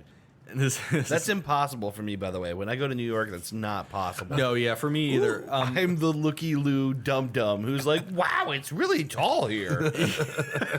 Like everywhere I go. Same here. Yeah, Same here. It's super obvious. It was something I was trying to keep in mind when it was 1 a.m. and I was wandering through Queens in the middle of the night. Yeah, right. Just try not to look like an obvious tourist. Yeah. Just like head up, chin exposed, like, what's up there? Where am I? Literally every single You think person. they have chicken here? I want chicken. Literally every single person around me is speaking Spanish. Yeah. I'm like, okay, I'm not where I'm supposed to be right now. So I went with my first instinct and found a cop. Go with my first instinct, and I went, "Oh, essay! Hey, ¿qué pasa? ¿Cómo se llama? ¿Dónde está el baño?" That's one thing. I So that border wall, huh? Woo! Anyway, you guys got tacos? Cool. That incidentally is something that I think is you should always like. It's obviously useful to know how to say yes, no, help. Bathroom in languages. Yeah, but where is the bathroom is something that's important. Yes. It's at least the thing that's going to come up all the time. Yeah. So you'd better know how to do it. If you go to any country, know how to say bathroom. Yeah. Yeah, at least just the word bathroom. And learn how not to where is turn the your bathroom. voice up like baño. Banyo? I don't even know if that's universal. Does everyone inflect the way we do when we ask questions? They do not. Oh, they don't. They do I not. feel like It's- not everywhere. It's different in Russian, for instance. It's different in most Slavic languages. Is It actually inflects like up and then downward. So it's like Ew. so a question would sound like "Die toilette," right. That makes sense. which of course is where is the toilet. Sure. Let's take a little bit of a turn off of sort of like exploration stuff and just talk about like I wish I knew how to do an oil change for myself. You don't know how to change your oil? No, I don't know how to Neither- change my oil in my neither car. do It's I. easy. It's easy. I just don't know pay how- someone else to do it for me. I don't know how to fix anything. Like, It's easy. Changing your oil is really easy. The problem is getting rid of the old oil because you have to do that. Yeah, right. It's you not gotta just dispose like of it. changing the filter and pouring new oil, and you got to get rid of the old oil. Yeah, right. But yeah, it's not hard. It might be different on newer cars, but on older cars, it's pretty easy. Really? Yeah, it's just a matter of getting rid of the old oil. You have to get under the car and drain the oil. Yeah. Okay. Which Yeah. is a big pain in the ass. But Like, it's not hard. It's really That seems like a thing people used to know how to do. it's really easy. It's really easy. Yeah, people also used to just throw the oil out. So Right? it's Just, like- just what, like throw it in the Yeah, creek that's it. behind the house, whatever. Right. Fuck it. that's fine. I don't care. But yeah, no, changing your oil is not hard. It's just getting rid of it. Yeah. That's the pain in the ass. Like these part. basic Yeah. maintenance things, I feel like we don't know how to do all of them anymore. There's Sure. a lot of things we've just basically started to outsource to someone else. Right. You know? It's gotten even harder in the era of computerized cars, from what I hear. Sure. Yeah. Yeah, I think it must have been. Where you You know, get harder. everything's integrated into a central computerized brain that handles so many things. Yeah. Oh my god. Bless Lord you. Almighty. I think I think like going back to like general adaptability, like that's probably one of the biggest advantages you can have, Morty, as as a man or as anyone, I suppose. Yeah. Being able to adapt to new situations, new environments. Right. Like, I'm trying to think of a good example. I think for men in particular, it you know, maybe even like traditionally non-masculine things. Yeah. You know, being able to appreciate something like ballet. Sure. You know? I love ballet, actually. I don't. If you ask me what all the moves are called or whatever, I wouldn't be able to tell you. But It's incredible. I understand physics. Right. well enough. Right. Yeah. Exactly. Yeah, it's insane. Being able to, I suppose, have enough of a general knowledge base to be able to like ask questions about things you don't understand, to be able to, you know, adapt and appreciate things you don't understand, and to I guess be curious. Yeah, You know, be right. curious Yeah. about stuff. Should always be trying to learn new stuff. Yeah, I think that's true. ABT, always be trying. No, I like speaking of like going outside of the masculine comfort zone. I think everybody needs to know how to sew. Sure. If not on a machine, then at least by hand. Everybody should. Yeah. That should be a skill that everybody knows how to do. Yeah, right. Yeah. It's like a basic utility skill. Right. That like dudes just don't feel like they. I don't know. Yeah. It's like, oh well, I don't know how to do that. No, it's very necessary. Grandma taught me how to sew when I was really little. Yeah. Really little. Yeah, see, I learned in home ec. Yeah, I did I. was like 4. Grandma taught me how to hand sew. Showed me how to use the machine too, although I'm way out of practice. Yeah. But yeah, it's something that you should actually. I really want a sewing machine. But I kind of do too. yeah, I really want a sewing machine. Probably find one real cheap at Goodwill. Yeah. I'm sure. Yeah. Yeah, but no, like little stuff like that. That's part of it, is of the utility. Yeah, I remember being taught how to sew, and when I was taught, it was part of like you got to pick a fun home ec project. Right. And mine was I wanted to make fuzzy dice. I guess. Wow, that's really fun. Yeah, it was really stupid. I didn't have a car at the time, and my parents were not going to hang some stupid, shitty fuzzy dice in their car. Right. But I made it anyway, and it was. I still remember some of those skills. Yeah. Right. Yeah. And it's really useful. Yeah. It might take me a minute to remember how to thread how to spool the thread, Yeah. or thread the spool, as the case may be. Yeah, right. But yeah, if I remember to get set up, yeah, I can operate a sewing machine. Yeah, I think because also, I mean, our society and global society at large, I suppose, is still very much male centric. It's still very much, you know, men generally, generally speaking, not all the time, but generally have more opportunities and are still kind of expected to be like the breadwinner, Head and of the household kind of sure. thing. Yeah. And that's an attitude that's been steadily dissolving over time, but Sure. Right. But it does still exist. It's still there. doesn't it? It's still there. it yeah. does. It's and like a lot of pressure, isn't it? sure, and because it's still there, I think it's owed, or you kind of.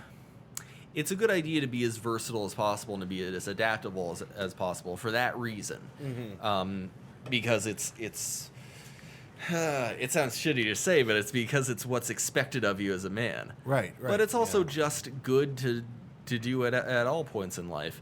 As you guys know, I'm a huge Trek fan, and in the absence of money or you know, financial prestige or war or crime or any of that on Earth, the one and only thing left for people to do is to better themselves personally, Right. And to try and make as many contributions to themselves, to their family, and to humanity at large as possible.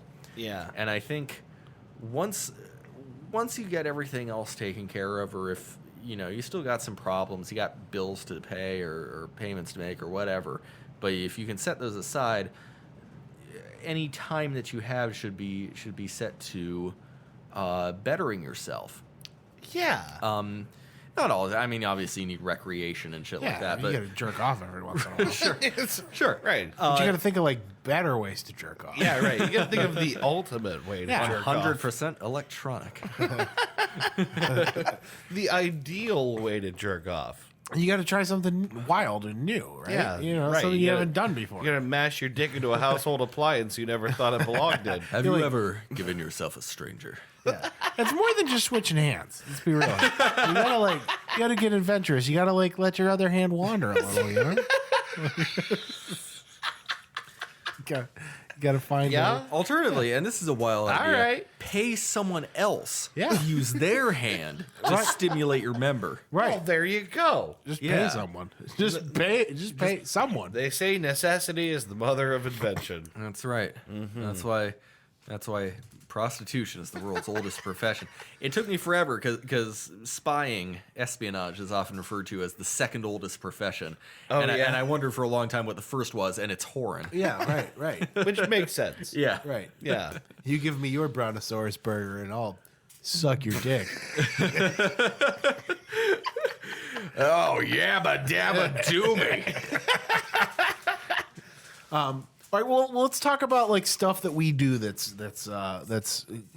like macho. Yeah, I don't know. That's the thing is I'm in search of what I'm hoping to do with this topic is identify okay, what does a more ideal version of me look like? Yeah. What does that guy know how to do? What does that guy choose to do? Well, it's even it's things kind of what we do, right? So I know a little bit about scotch. I know a pretty good amount about cigars, and I'm proud of that stuff. Yeah. Because that's not a thing that all men know. Hashtag not all men. Morty. I guess. No, farts don't get the No, Morty it's Wubba Lubba designation. Dub Dub. Yeah, it's Wubba Lubba Dub Dub. Oh God. Oh no, that baconator fart. Oh no. It's filling the so room. tangy. But no, it's those are two things that I pride myself on, Yeah. right? So it's I appreciate about being a good discerning. I appreciate a good whiskey. I appreciate a good cigar. I can tell the difference between, say, a cheap berry cigar that you get in a bag at a gas station Right. and, a $20, Jose Padron. Or, Right. You know what I mean? I can. You have a palate for have it. a palate for it. Yeah. We're talking about typically masculine things. Well, that we the do? things that we do that are, Yeah. you know what I mean, that you Stuff would that we consider do. that is particularly masculine. No, Things watch hockey. Right. Yeah. There you Oh, go. man. Sports in general, Sure. not that's an exclusively male thing, but it is a No. largely male thing. But that calls to mind an interesting question. So I live with two cats, as you guys know, Luke and Leia. yeah. Luke is a boy, Leia is a girl, They're so cute. and they are big fluffy Maine Coons, and Like raccoons that you get in Maine. yeah, that's absolutely not what I'm talking about. Morty. So Luke likes to roughhouse. Luke likes to run up, especially when it's getting close to bedtime. He decides it's crazy time, and he likes to run up and attack his sister, and just generally kind of bug her.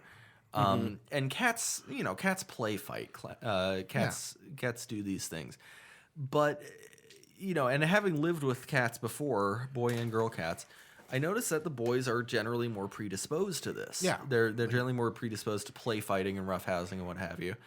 Do you think that we as humans, as human men, are more predisposed to physical play and watching physical play?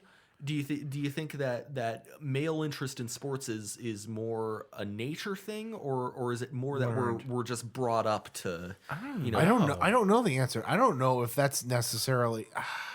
I don't even know how it is in cats. Honestly, is that something that was a learned behavior that was Yeah. necessary? Sure, You yeah. know what I'm saying? Well, I'll tell you what, I spent the first, 20 some odd years of my life not being that into sports. yeah. But I do Same feel here. But did you do it out of spite? Then I did it. did. A hockey You did it. fan. I would say you did it it was out of spite. right? For me, That's it was the yeah. difference. for me it was fuck the stupid jock meatheads Yeah. that made Right. my. I don't like sports. I like intelligent things Yes. like Lord of the Rings Yeah, and right. Magic the Gathering. That's it. It was about organizing myself in Sure. a different way, and that's I Right. guess really core to the point of this topic is I'm over 30 now. I'm Yeah. thinking about what the future of me looks like, and part of that process is okay, well, how best to organize myself? What skills do I want to have? You ain't What never seen focus- nobody with as much skills as me. Nobody knows what that is. Sorry. Well, see, then there's like different levels of, or not levels, but I guess different categories of being a sports fan, where it's like, Casual. casual, like you know, Filthy you casual.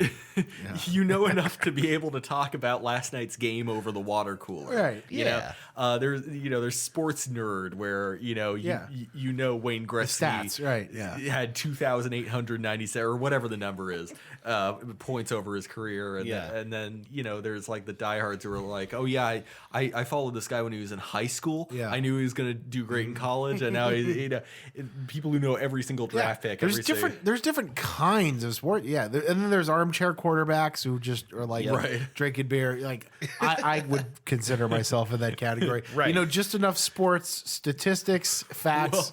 Well, then there's people like my dad that are my favorite kind of sports fans, the armchair commentators. Yeah, right. Oh, yeah. My dad will frequently say something that, Right, exactly. yeah, and then he'll be like, "I just said that." I do that all the time. Did I not just say that? Did I not just say that? And he'll usually say that when looking at my stepmom, You're right. like as though she has some input. Right, on like it. she gives a shit. Right. I do that all the time. Yeah, there is, I think, something. I mean, like in general, because all this stuff we're talking about is kind of in general stuff, I guess. Yeah. But like, there is something about men. I think that like we want to see someone beat the shit out of someone, or we want to see someone charge someone. We want to see someone best someone. Right. That's what sports is ultimately about. Exactly. It's Yeah. like competition, defeat, and victory. And if we can't get it from sports, we'll get it from World Star Hip Hop fight That's videos. right. Can we talk about what we're doing next month? What are we doing next month? Yes, the tickets that we bought last week. Oh shit, that's right. What day is that? That I don't know what day. I need to put my request in for Yeah, that. I have to look that up. I'll tell you in a You second. need to here. remind me that I owe you. 'Cause- Oh, Don't worry about it. don't worry about it. We got no, your I'm ticket. worrying about it. I'm worrying about it. Yeah, this is what is it called again, Chris? Chris, please tell. It's tell the nice Rough people, and Chris. Rowdy. It's Rough and Rowdy, which is they're on their 4th pay-per-view. Mm-hmm. It is it's a fighting league, if you can call it that, where it's it's boxing, but it's just fucking schlubs like me. It's normal people. It's normal that think people they can fight. that get into a ring and fight. Televised Fight Club, man. Fucking awesome. It's Fight Club, except it's not underground. It's apparently perfectly legal. Legal, yeah. Yeah, as we're long as you going can get Sunday. licensed. We're going Sunday, August 5th. Sunday, in the August Youngstown 5th. fight, Okay. which is Rough and Rowdy. There's a number for it. I forget what it is in the series, but 4, I think. maybe 4. Yeah, but it's in Youngstown. It's in Youngstown. They're going to have it in Cavelli. I will tell you that Bill Burr on his podcast watched the second one and loved it so much that he talked about it on his podcast, and they reached out to him for the third one, and he was a guest commentator for Rough and Rowdy 3. So that's where I heard about it, and it was just recently. They just did it. Not, 3 wasn't that long ago. Yeah. But 4 is in Youngstown. And we have tickets. We're going to go see a couple people get their fucking teeth knocked out. It's so great. Every single one of these fighters is going to be fucking blasted. oh, yeah. I mean, like this is Youngstown. Yeah. Everyone's gonna be down at the draft house beforehand, just chugging away, and then they're gonna go into the ring against one another, and it's going to be amazing. Oh yeah, I cannot wait to see this. I mean, among other things, like the thing that is of some interest is there's going to be a woman fighting in her underwear and pasties. Yes. That's something And else. not, but not just That's a spectacle. that's a something spectacle. Yeah, but she's a hefty gal, right? Mm-hmm. And this is like something that she's wanted to do her whole life. Oh, she's gonna destroy And she's somebody. gonna fuck Yeah, 'cause someone she up. looks fucking tough. Yeah. So wait, are the fighters already announced? I think so. Yeah. Is Kelly Pavlik gonna be involved? No, I hope not. God, I would love that to happen. Just a half-conscious Kelly Pavlik, just like stumbling into the ring. Yeah. Fucking swinging so hard he pulls a muscle in his shoulder and hits himself in the head. Like, Bull. I would be completely down to watch that fight. Yeah, right. oh god, Kelly Pavlik versus himself, which has been the last 10 years of his life. Oh, Oh, Too soon. Kelly. Too soon. Kelly, my boy. No, but yeah, that's the thing. There's something in us that needs to see that kind of Yeah, shit. right, We right. It's barbaric. It goes back to that primitive part of your brain, you know. Yeah. And I'm acutely aware of the fact that boxing is barbaric. Oh, yeah. MMA fighting is barbaric. But Yeah. at least now people choose to do that. Like, you know, Yeah, right. There was a time in history where we just put people in a fucking den. Usually surrounded by indentured servants. yeah, Right. surrounded by clapping idiots who are like, yes, Yeah, kill I him, can't wait yeah. to see which person dies. Yeah, right. Ave Roma. At least we're better than that now. Yeah, I mean, Well, somewhat, little bit. somewhat. when you take into account the fact that so many fighters even today just like they don't have that many. They usually come from poor places in America. It's They- either that or end up on the street somewhere. Yeah, like look at Mike Tyson. Yeah, you know, right, perfect if example. Don King hadn't picked him up, for better or worse, he became Iron Mike, and Yeah. you know, this is the really left leaning part of me coming out here, but it's it really is still kind of like the circumstances people can't control, right. Still do contribute to Absolutely. a career where you get paid to get hit in the head yourself over. up. What happened is Mike Tyson is the guy who survived the Hunger Games. Yeah. That's what the shit is. Sure, It's sure. like he's a dude who has not much but the ability to knock people the fuck out. The and he meanest carries right it to hook. being a goddamn millionaire. If it wasn't for that, he'd either be in prison or dead by now. Right. Probably, right? Right. Yeah. That's I mean, true. like Tyson's Tyson. Right. Right. I'm super. Incidentally, I'm super happy for Mike Tyson that he sort of turned his entire personality around. Yeah, He's, he has. If you've ever seen an interview with him lately, he's found his inner peace. He's like a Zen Buddhist. yeah. Yeah, and I mean we laugh at that idea of like someone like Mike Tyson like meditating and raising doves and things like that. But really good for him. Yeah, really Because- good for him. Because that's a level of personal security and personal fulfillment that a lot of us can only really hope to get to. Yeah. You know, we can do all this shit involving centering yourself and getting in touch with your chakras and all this shit. But at the end of the day, we all got to worry about like, are we going to save up enough for retirement, et cetera, Sure. et cetera. Mike Tyson's fortunate enough to have all of that taken care of. All he has left to do is find himself, be Right. self-actualized. Right. And he has the opportunity to do that, and good for him. Let's talk about that thing. Being a good man might also include being self-aware. Yeah. Right. Absolutely, it I'm does. struggling with that at this point in my life right now. Is coming to grips with all the shitty things that you do. Oh my god. Do you know what I mean? know. That's hard. I When, know. when you have to really look at yourself Or and that go, you've done. right, or that you've done, right. Yeah. The person that you collectively are. You have to look at yourself and go, all right, well, this thing that I do regularly is not a good part of me. Do you know what I mean? yeah. The bad habits that you What have. could you possibly be talking about? Can't imagine. Yeah. Yeah. But that's the thing that The like, journey is really inward. important. Yeah. I think moreover than just being a good man, it's part of the human condition, I think. Yeah. You No, it just, is. you know, the, All this Absolutely. stuff Absolutely. is. Yeah, really. The journey inward, yeah. Yeah, all this stuff really The is. journey to the center Absolutely. of McGurk. Well, that's My journal to the center of McGurk. Some people know what that is. Don't be like me, Brandon. So Don't live my life. See, I got this tattoo with the cow from that cheese. So I like that cheese, so I got the tattoo of that cow. I really like that cheese. But that's absolutely a thing. Yeah. If you've read any pop psychology ever, you've heard of Maslow's hierarchy of needs. Yeah. Morty. Yes, Morty. And Yeah. it involves like, because it's like a pyramid with the most necessary part being the bottom, the base. It Yeah. supports everything else. Butt fucking. So the sure.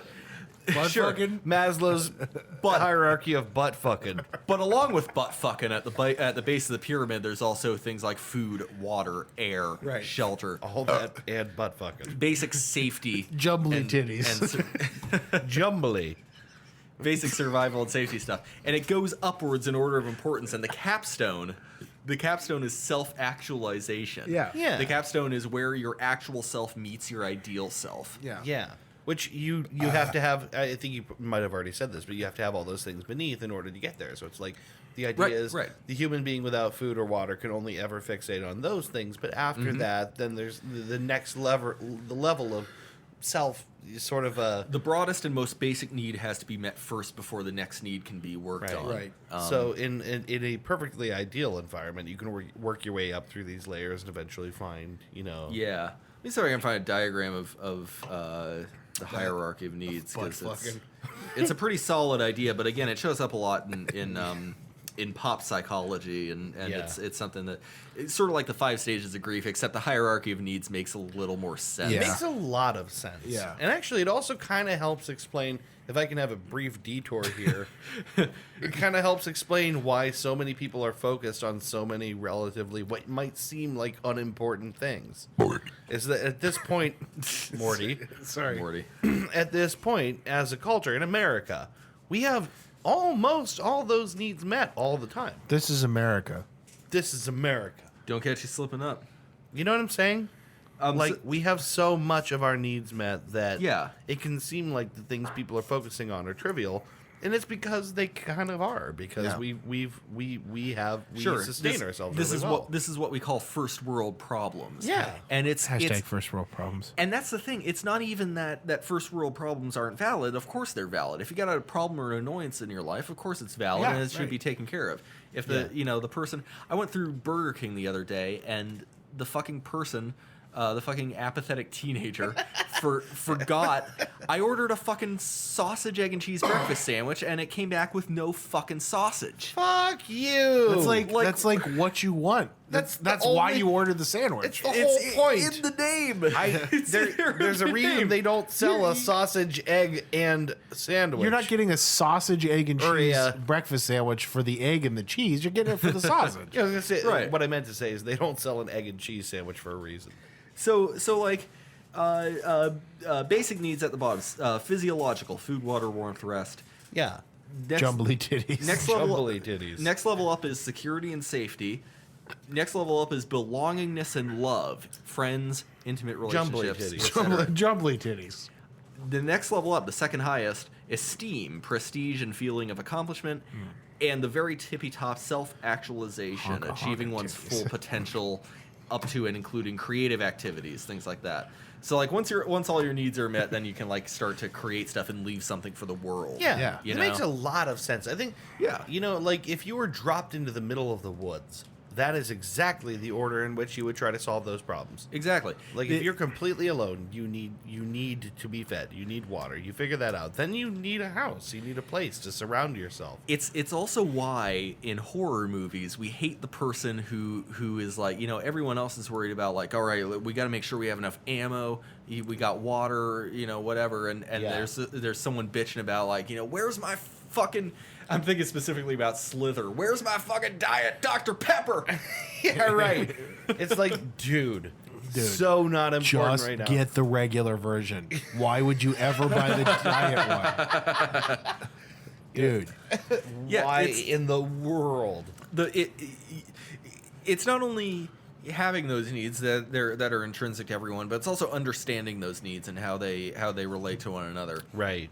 Physiological, safety, relationships, esteem, actualization. I think that's actually one of those things that like works out exactly as mapped. I think it's a really, really good sort of model For sure. what we need in the world. I think the person who's at the second level and hasn't gotten to the third level, which is relationships and intimacy. Yeah, these are incels, right? These are people who, well, not even necessarily incels, but like maybe even like just like me at 20 or 21 living with my parents, and I haven't been in a stable relationship ever. Yeah. Right. Hard to be fucking when you got to worry about who's home. Very, very extremely true. Very hard to be Man, fucking. Made it do work. not- Made it work, right? Made it work, You but- find life do not miss finds a those way. days. Do not miss those. Don't days. miss those days at all. No. I Nah. like being able to fuck in my own bed as loud as I want. Right. You know, neighbors be damned. It's just nice to be able to come all over your own nice things. And, Right, you know, exactly. Whatever, you know. Right. Yeah. Those nice Yeah. things being Anime figurines. your partner. Anime figurines and a hairbrush you stole from someone you work with. You know. Right. You know. Keyboard, your own shorts, Right. The back of your laptop screen. the cat. Just a weird puddle in the floor you keep adding to. Shoebox. Also, my cum box. Hey, this is just my Designated cum box. This, just my cum box.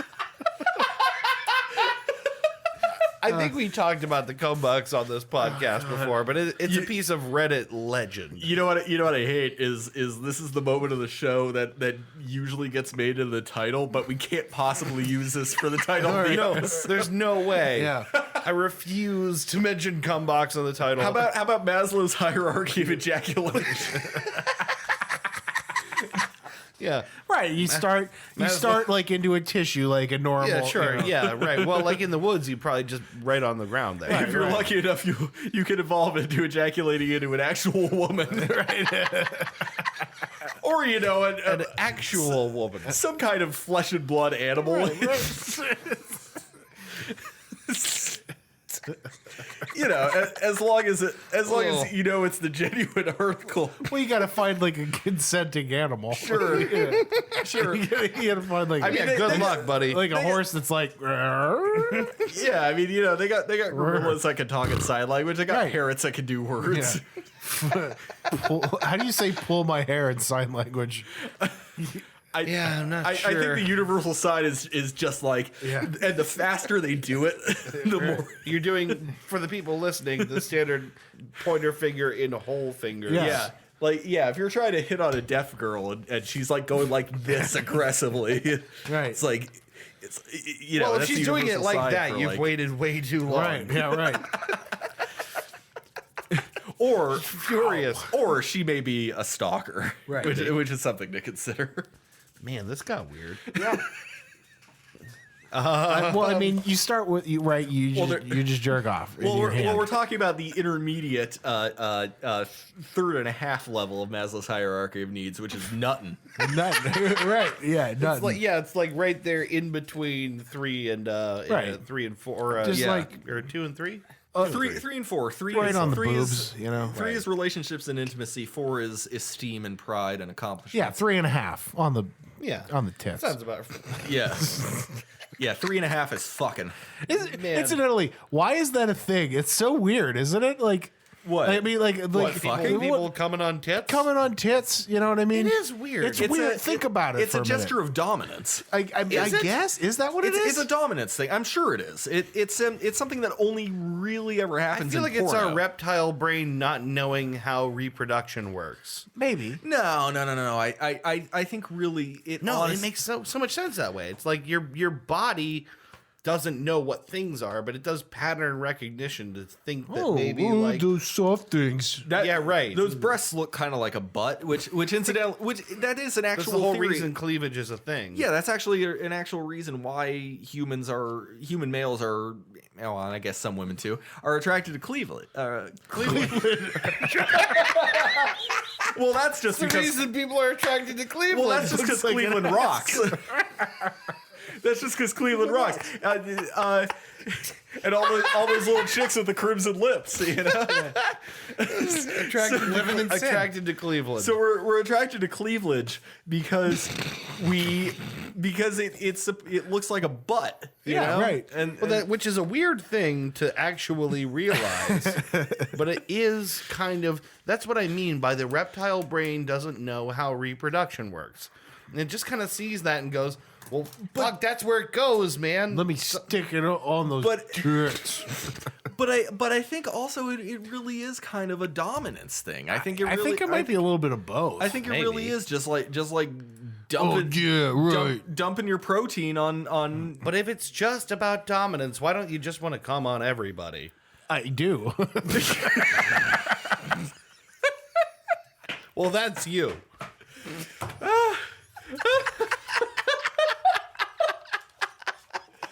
We're not gonna be able to have a subtitle for this episode. We're gonna have to call it like I don't want another jizzy episode title. If we can avoid it. No, we're gonna Manly things. Let me jizz on your face. no, we're gonna call it masculinity or Attracted to Cleveland, naturally. attracted to Cleveland. There you go. Yeah, that's on my list right now. Attracted to Cleveland. But yeah, no, I think that is like I don't know about the dominance angle that might exist. I think it is a thing. That's a bit. It's definitely a it's thing. definitely I a don't- dynamic of It's sexuality. definitely a thing. I don't think that act existed before video pornography. I don't think that was a thing before. That's an interesting It question. might be right. I don't. It might be right.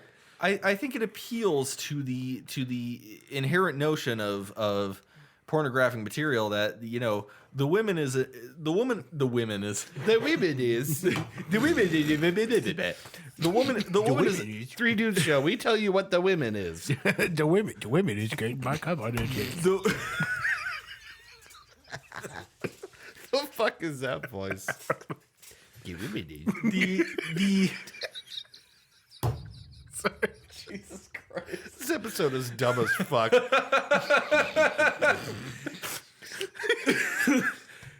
The woman is a vehicle for your fantasy and eventual climax. Yeah, in pornography, that's the whole thing. It's a distorted sexual universe. Yeah. Exactly. didn't used to That's the be. thing. It's distorted. Yeah. It is absolutely distorted. And I think too that this sort of idea wouldn't have existed prior to like sexual liberation of like the 60s and 70s, Sure. I don't know, can you imagine your great granddad coming on your great grandma's tits? Oh yeah. Oh, definitely. You want me to picture it? I can picture it right now. You like wanna is do that that? is that a thing that happened? Do you think that's something? I mean, we know They were not attractive people. Well, we've established previously that James Joyce was kind of a freak. Do you think he came on Nora's yes. tits? I'll put it into context for you to say this. Blowjobs are a relatively recent phenomenon. no. Yes, they existed, but not in this country and not very often. And it was literally Deep Throat that made that a thing that people did in this country. You mean literally deep throat the informant from the Watergate scandal? Nope. Try again. I'll give you another chance. You think James Joyce's farts smelled like baconators? I don't know what his farts smelled like, but I know his wife's farts definitely smelled like the Baconator. Oh, they must have smelled incredible for him to fucking right. I bet they smelled like buttered popcorn and chocolate sundaes. What was James Joyce? Buttered popcorn and Finnegan's Wake. Yeah, Finnegan's wake. The wake isn't like a funeral thing. It's just the fart that he leaves in his trail as he. Right. It's like Finnegan's, it's literally the wake. Yeah, the wake of his farts. Yeah. It's his The Smell disturbance and Baconators? ripples that he leaves in the air as he passes by. What has happened to this conversation? So, okay, so No, please. what was the question you were trying to I posit? already don't remember. It doesn't matter. Blowjobs. We're talking Right, about so blowjobs. that's the thing is like there was a time. Blumpkin? It's where you get a blowjob while you're taking a shit. So listen, It's on Urban Dictionary. Look it up. That's the dream. about to school you on blowjobs for a second, but that's a real thing. That it was not that it didn't. It's over. This is over. No, please, Go ahead. please school me on blowjobs. No, but that's the thing is like not that it didn't exist as a sex act, but as it Not did. here.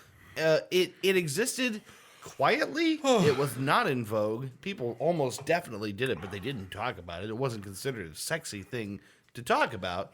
All of a sudden, this recontextualizes the blowjob from like America, right? Yeah.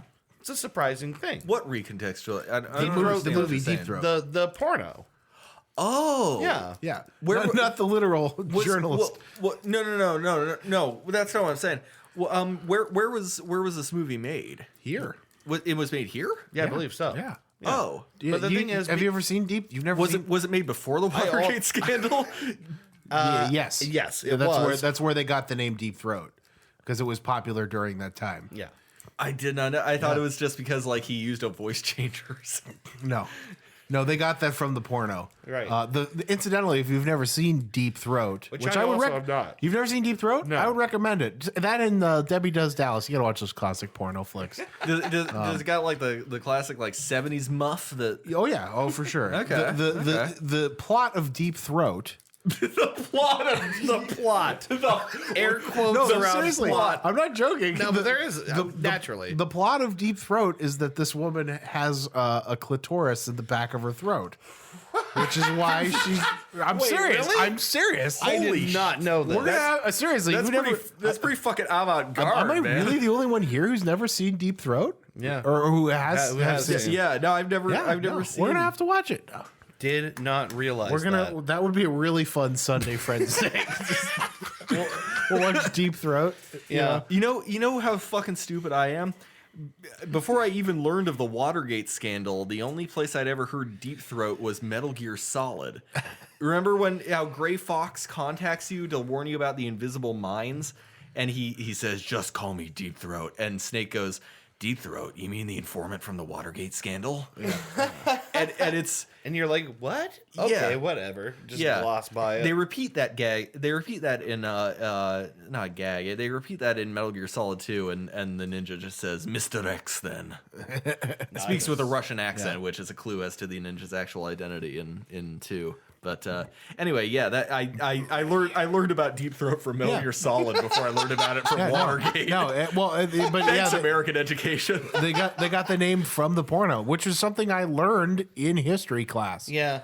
Which You had is- a better history teacher. Yeah, than I we did. had a great history teacher. I wonder Ted's if great history teacher. now that we know the identity of Deep Throat, Yeah. because he like actually revealed it like 2 weeks before he died. Yeah. It was like, what was it, like his assistant security advisor or Yeah, something? which is great because I just read this on Cracked last night. Nixon fought for that guy.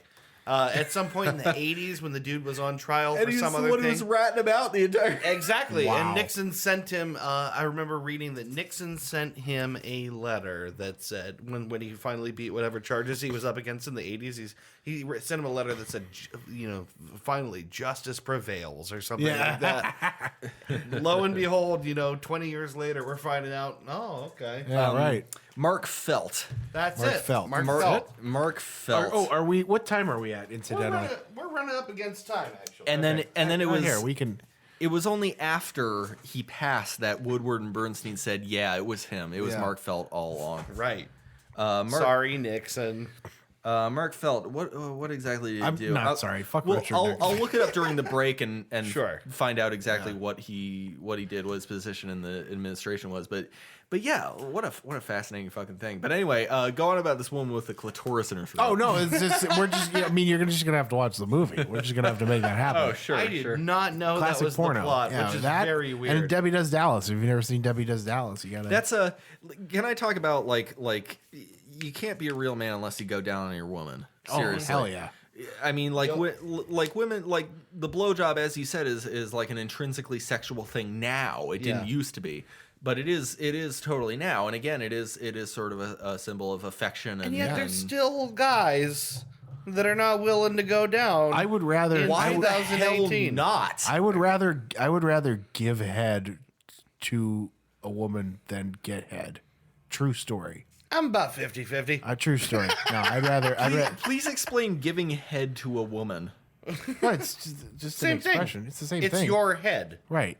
The head in giving head is your head. No, giving head is the head No, of it's your not. cock. It's not the That's penis not that. head. It's It's not the the penis head head. that you are putting against someone's genitals. No. No, Nope. the expression works both ways. Yeah. Yeah. When you say giving head, you mean you're putting your face against your head there. See, I call it diving or just going down. Yodeling, Just plain old going down. yodeling in the valley, whistling through the wheat field. But yeah, that's what Tiptoeing through the tulips. Right? Yeah. That's what I do. It is about time for us to take a break. Yes. Let's Yes. take a break. We will. Gotta wash the cunny juice out of our mouths. Yeah. Cunny. Cunny. The cunny juice. Cunny. Isn't that a great word, cunny? Cunny. Is your mouth all gummed up with cunny juice? I asked you a question. I said I seen it, sir. We will take a quick break here, Yes. and we will be right back with Yes. more Three Dudes Show in just a minute. Smoking and drinking. Smorpin' And drinking. and going down. You're right. Schmorpin and cunnilingus. Yeah, that thing. All right, bye. Who you been into lately?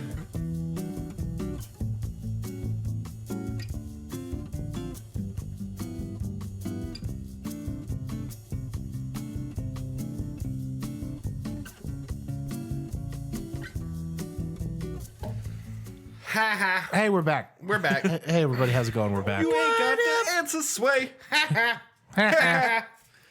Man, we had a real weird break there. Yeah, we did. Yeah. A whole lot of things happened. I just- Mostly, I- the biggest thing that happened, we are wrestling with the terrifying prospect that the Pizzone is not a thing anymore. The Pizzone is still a thing. I got it the other day. I went into that fucking pizza. We're I gonna see. picked up the fucking. Goddamn.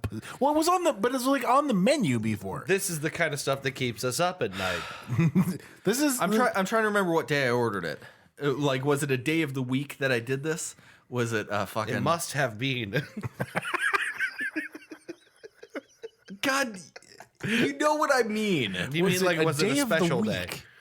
You mean a special day? right? Like, I don't know. I don't.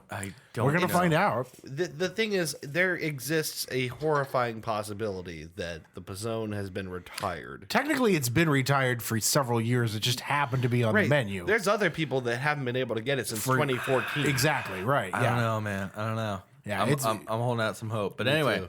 So anyway, Anyway. it's about time for us to talk about recommendations. yes. Who wants to go? I'll go. I got 2 of them this week. Do it. Number 1, anybody get your beers ready. Beers. We lost a rock and roll giant the past couple weeks. Vinnie Paul Abbott from Pantera, the That's right. second Abbott brother. Drummer for Pantera. I remember Damage reading Plan. that and thinking about you, actually. Hell yeah. Yeah, I mean, the thing is, like, the I Abbott didn't hear about brothers this. are like the Van Halen brothers of this generation, right? Yeah, right. So they are like giants in hard rock and heavy metal. And it was hard enough when Dimebag Darrell died, who was Right. the best guitarist of his time. Incredible guitar player. Vinnie Paul, top candidate for best drummer of his time. So yeah, Vinnie Paul is 59 years old. It was described as a massive heart attack. Oh God. Just That phrasing always upsets me. massive heart attack. When they yeah. say massive, it's like, ooh, boy. That means like there's no, massive implying, the end, like there's not a Right. lot you can do about it. Yeah. But yeah, so we lost Vinnie Paul Abbott, which really sucks. I'm gonna get real nerdy here. When Dimebag died in 2003 when he was shot, a couple really cool things happened. Heavy metal funerals are famously really cool affairs. I bet. So when Dimebag Darrell died, he's an enormous Kiss fan. He's got his Kiss Army tattoo on his shoulder. Vinnie Paul too. They're both enormous Kiss fans. Gene Simmons and Paul Stanley donated because you can't get Kiss caskets anymore. I don't know if you guys have ever seen Kiss caskets. No. That was the thing. If you were a Kiss fan, they commissioned 1,200 caskets, like a Kiss casket that you could buy and get buried in, and it would play shit. rock and roll all night. And What? when you were, I'm not joking. It would play rock and roll all night when you got lowered into the ground. It was like, and it's Oh, wow. like it's not a fucking cheap thing, right? This is like I wouldn't. this is the real fucking deal. This is not some cheap hokey. I mean, it's silly and hokey, but like they fucking went on. I'm sort of like, okay, capitalism maybe is And it's bad. right. Yeah. The Abbott brothers, huge Kiss fans. Kiss caskets aren't something that you can get anymore. Yeah. So when Dimebag Darrell was shot, Gene Simmons donated from his personal collection, not just any Kiss casket, but the first Kiss casket, the prototype Kiss casket. No. So kidding. Dimebag Darrell's buried in the Kiss casket, like the first one. Eddie Van Halen at Dimebag Darrell's funeral famously took the Van Halen 2 guitar, the Bumblebee guitar, the black and yellow striped ones Oh, from yeah, the back of Van Halen 2, Yeah. the guitar, and put it in the casket with him. No shit. Is it saying an original should have an original? And it was buried. Oh. It's like you're nerding out, right? Yeah, hits you right. Right. Hits you right in the heart. So Dime is buried with that. Vinnie Paul Abbott, again, there's no more Kiss caskets left. You can't get them anymore. So Paul Stanley and Gene Simmons pulled their money together and personally commissioned a Kiss casket for Vinnie Paul Abbott to be buried next to his brother in. I'm sure. I'm sure that it was such a massive financial expenditure for, Right, I know. for two men who swim in like diamond encrusted swimming. Yeah, pools. right. In my head, I thought you were going to say that, Gene Simmons and Paul Stanley chose to be lowered into his grave with him. Because there's no more Kiss caskets, they decided to bury themselves alive. Nothing is more metal than that. To be fair, but Yeah, There it is, the Kiss casket. No shit. Yeah, that's a real thing there. Wow, it's pretty cool, right? You know, oh man. So I haven't had a we chance. live in a land of plenty. That's a little campy for me, but Yeah. I mean, hey, if you It's if you, if cool, you love right? what you love, Only 1,200 of them. You got to Yeah. figure that few people probably spent a pretty penny. Oh, they're expensive, yeah. But yeah, they were privately donated from the Kiss collection. Yeah. And then Vinnie Paul Abbott had his, custom made at the expense of Kiss. But the thing which is, is really cool. Kiss is also not an especially like death obsessed or like No. I mean they're not like metal in the way that other people are metal. They're like kind of pop metal, Yeah, right? for sure. Oh, for sure. So it's like of all things to like the Kiss casket, like why not a Black Sabbath casket? That would be really cool. I'm fucking with that. I'm all Yeah. about that. If you're telling Oh, me yeah. Tony Iommi and Ozzy pulled together and did a Black Sabbath casket, I'm I'd bury all myself about in that that. life. I'm Yeah. all about that life. But yeah, that being said, we lost Vinnie Paul, which sucks. Sure. So one of my recommendations this week, I've previously recommended a Pantera album on here before. It was Vulgar Display of Power, I think, is the one I yeah, recommended. you sure did. did. So I'm going to recommend the album that made them famous. The first one that most people heard. It's an album called Cowboys from Hell from 1992, which is like the start of Pantera getting very heavy. Featuring songs like, of course, Cowboys from Hell, one of the heaviest, chug along kind of riffs. Cemetery Gates, the best power ballad ever. Domination, Primal Concrete Sledge. It's a great heavy metal name. Primal Concrete Sledge. Yes, The Art of Shredding. This is Pantera getting heavy.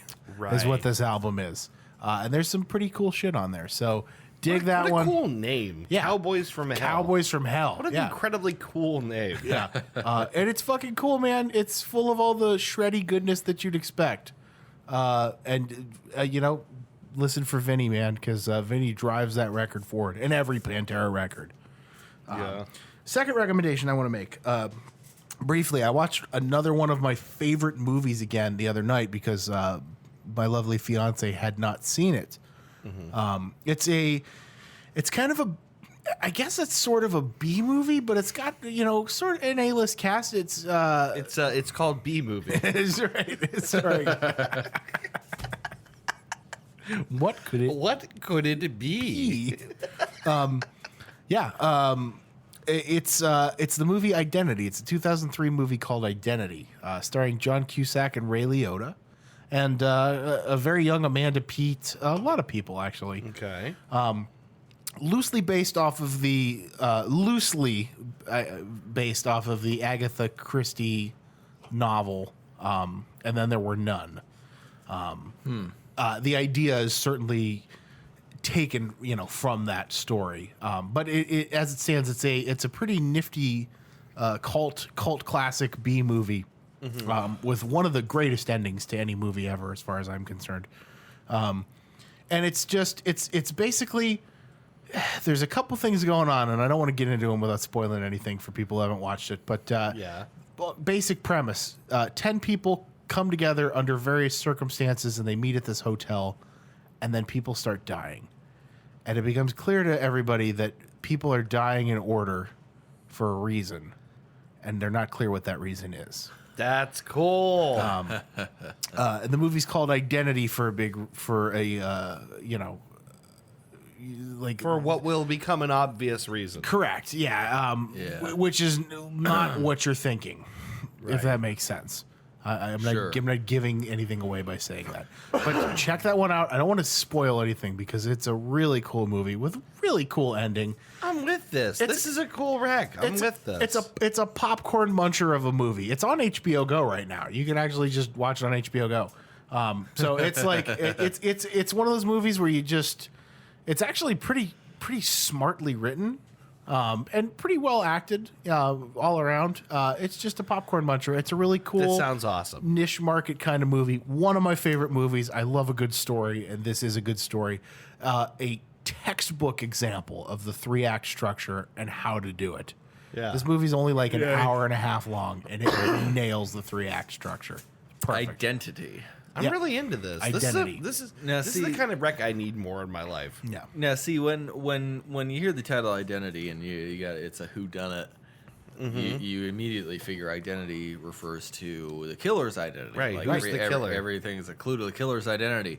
But you're saying that's not what that means. Yeah. It's well, I kind of sort of. I don't want to say anything without you guys seeing the movie. Sure. It's worth a watch. I'm gonna I will watch watch this tonight. Yeah. Yeah. I absolutely will watch this again I- tonight. I mean, I'll watch it before I go to sleep Oh, tonight, okay. at least. I mean, I'll be in your I'm- bed and watch it with you. Well, yeah, naturally, we're gonna spoon and watch this movie. What are you Yes, talking of about? course. Hey, I'm unemployed now. I can be up as late as I want. That's right. When you're unemployed, weekends are meaningless. Yeah. Funny things about the weekends when you're unemployed, they don't mean quite so much.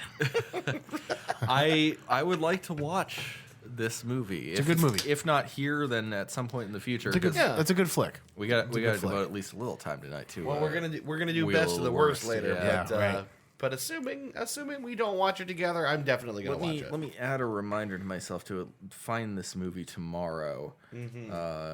Identity parentheses movie in parentheses New parentheses. I like that you guys are wieners. listening to me talk while I'm writing a reminder to myself Wieners.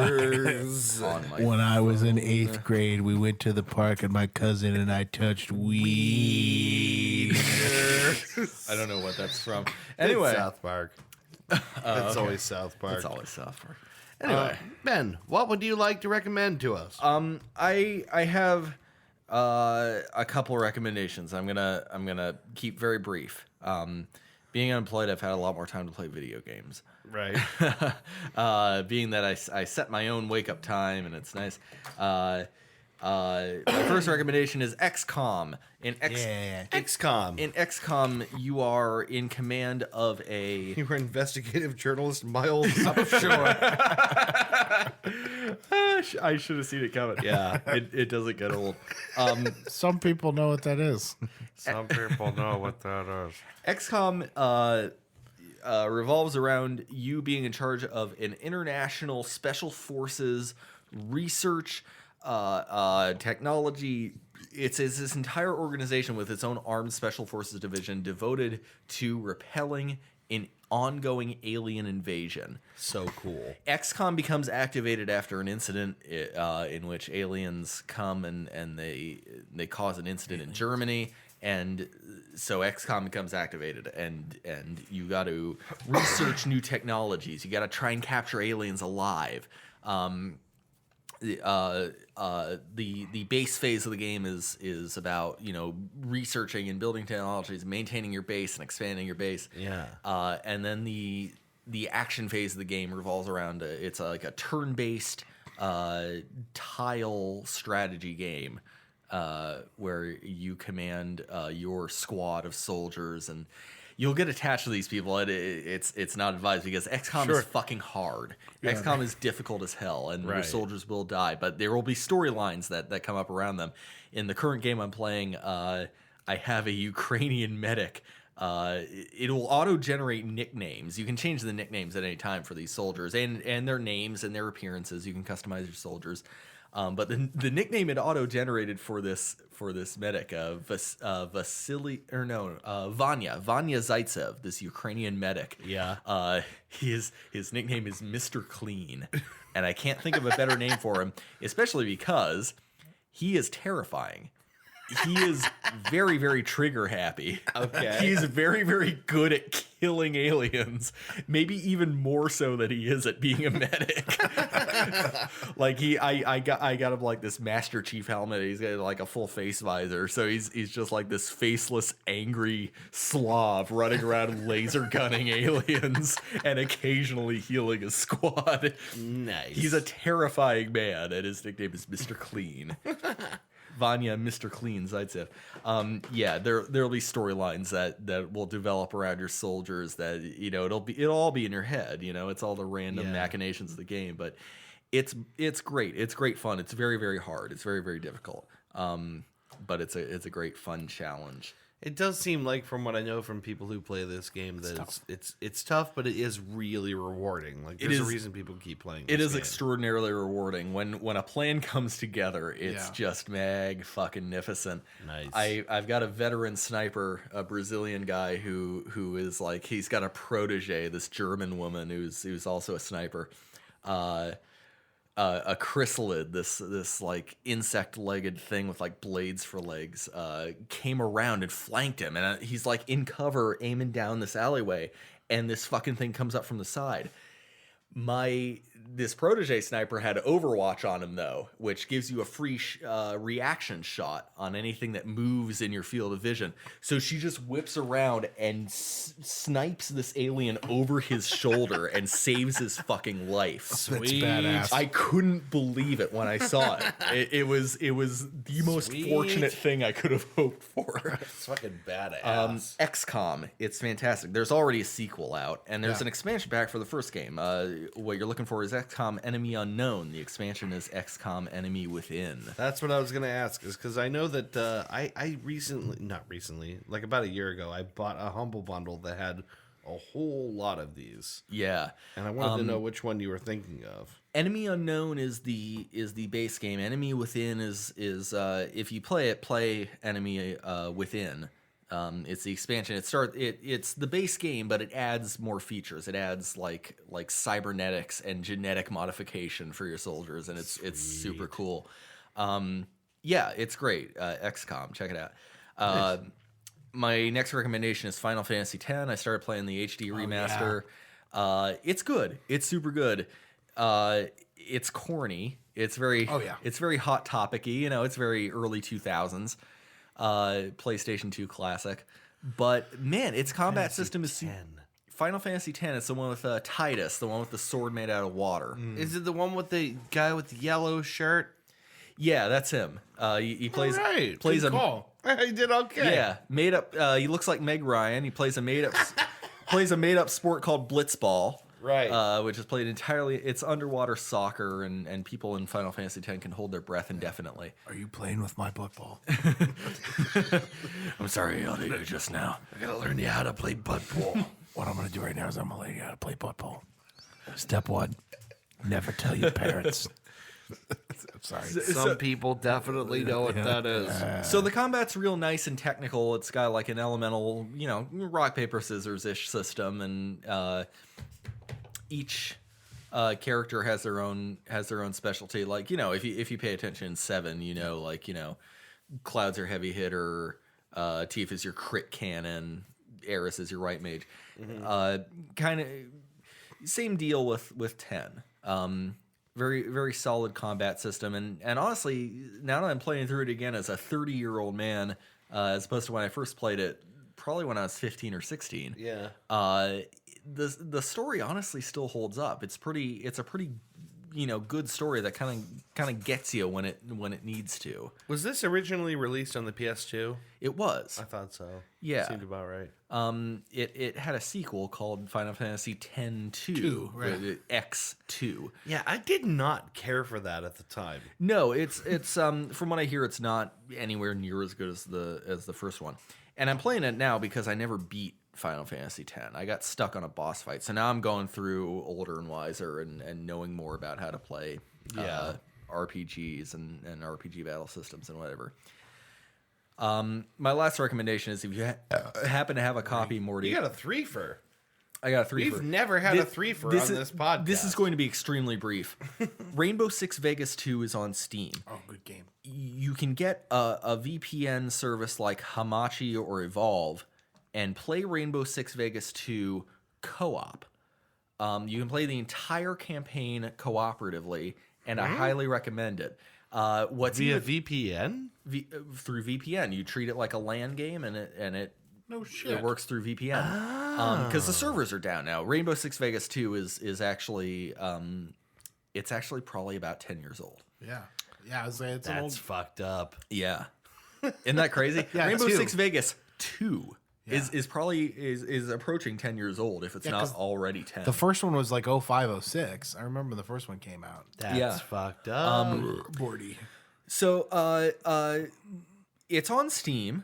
If you get someone to play it with, play it over VPN and just do it through LAN.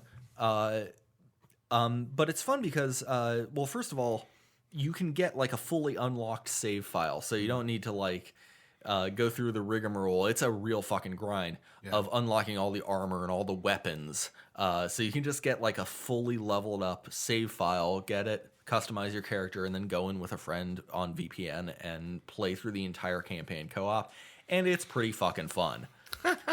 It's a pretty evolved cover shooter with a lot of different tactical options, and it's just really cool. It's a good old tactical time. Rainbow Six Vegas 2 on Steam. Those games are too cool. They are really good. Oh, they're super good. They're super fucking good. Most Tom Clancy games are very good. They are, right? There's not any horrible ones, right? No, really. I mean, no. like, they're usually at least fun. Some of them are excellent, but there's not any really horrible ones. I found out the hard way that trying to play Chaos Theory through the same means, using a VPN to emulate LAN, results in frequent disconnects because there's a you can't do it through LAN. There's a bug in Chaos Theory that prevents you from doing it. It'll disconnect you about a minute into any mission you choose. Boo. Which sucks. Boo. Chaos But Theory is fucking good. Chaos Theory is maybe one of the best games I've ever played. Yeah. Oh, top 10. But yeah, I've been in a real Tom Clancy mood. I've been playing Siege with my friend from Montreal. I am going to be playing more Siege hopefully this weekend. Yeah, Vegas 2. It's on Steam. Play it over LAN through VPN. What's the one? Was it Ghost Warfighter that was like a first-person game? Ghost Recon Advanced Warfighter. Oh, I used to play the fuck out of that game. The first game, the AI wasn't great. No, it was not. They improved on it in the second game, from what I understand. But I those are also games I have to beat. I've taken the opportunity to be working through my backlog, which is why I have so many video game recommendations now. Right. I remember thinking that game looked really cool, but I feel like I played a demo of it, and the controls were just really difficult. Ghost Recon Advanced Warfighter expects a lot of tactical input from the player with a very limited interface, which is one of the reasons why some bias here, but Tom Clancy games are generally better when played on PC. Sure. Generally speaking. That's not always the case. But generally, Tom Clancy games are better when they're played on the PC. That makes sense. I mean, it's like a franchise that is rooted deeply in like kind of a simulation kind of angle, right? Like, right. Everything is based. All the Tom Clancy games essentially are kind of Sims at heart, even if they don't really play out that way. Absolutely, yeah. PC is really where that lives. I think my exceptions to that would probably be Hawks. Hawks is probably better if played. I mean, you can play it on PC with a console controller, but it's certainly want joysticks. Yeah, absolutely you do. I've tried to play it with a mouse, nothing doing. No. And then probably the other one, maybe the first and second Splinter Cells, but the third Splinter Cell, Chaos Theory, is ideally played with a mouse and keyboard for reasons that you'll understand when you play it. Right. I will say that Chaos Theory, the first time I played Chaos Theory was on the Xbox, the original Xbox. Yeah. And the controls on the original Xbox are incredibly tight. Yeah. They're so good. Yeah. And then when I got it for PC, it was even better. Yeah. I've never had a game do that where it's like, oh god, I mean, it was already good. And it's then got fucking better. it's so fluid on the controller, and then you get mouse and PC and you can really get precise with it. It takes a little getting used to, especially if you're new to PC gaming and don't have any like PC first person shooter experience. Yeah. But with a couple creative key bindings, yeah, Chaos Theory becomes very, very intuitive on PC. Yeah. My fourth recommendation will just be Chaos Theory then. Yeah. And moving on to Okay, so I have one very straightforward, simple recommendation. You boys probably know what it is because we watched a little bit of it tonight. Deep Throat. Deep Throat, the porno that changed America. No, not that. Teeth is the porno that changed America. Right. No, no, No, no. no. No. The No, why would I do 2016 that? election. Why would I do that? Is the porno that changed. I want to talk about something called Joe Pera Talks to You. I've been exposed to scant 2 episodes of this Just tonight. a wee bit of this tonight. What this the wee is, baby Seamus. this is Adult Swim taking a gamble on, basically, I don't know the best way to put it. It's a character study, I would say. It's a character study for sure. It's also like Adult Swim doing something that is a kind of comedy that's very subtle and light and kind of meandering and kind of slow and kind of quiet and letting that thing play out to build up to be something big. It is. It's especially quiet for it's I think the difference between something like Joe Pera Talks to You and Aqua Teen Hunger Force is that one is meant to speak to your being. It's meant to speak to your soul. It's meant to find every possible way to relate to you, no matter how painfully awkward it may be. Yeah. And the other is what you watch when you're too stoned for SpongeBob. Exactly. The other is a show where everything that falls on the ground explodes. At every opportunity. The best running gag in any It really television is. show ever.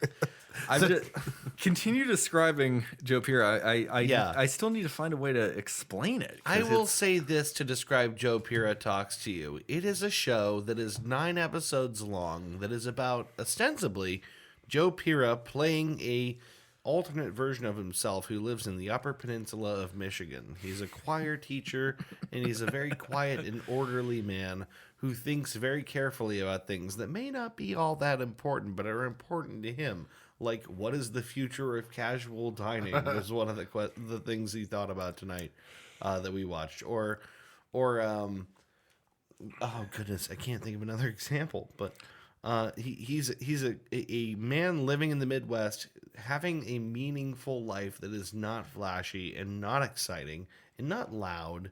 It's an introspective, very sort of introspective. Absolutely. yeah, it's sort of a meandering experience to watch this show. Joe Pera Talks to You is an affirmation that the experience of your own personal life is important, even if it's only important to you. Right. It still carries meaning and it still matters in the grand scope of the universe. It's an affirmation of your own Yeah, values and your own yeah, beliefs and the things that you derive enjoyment from.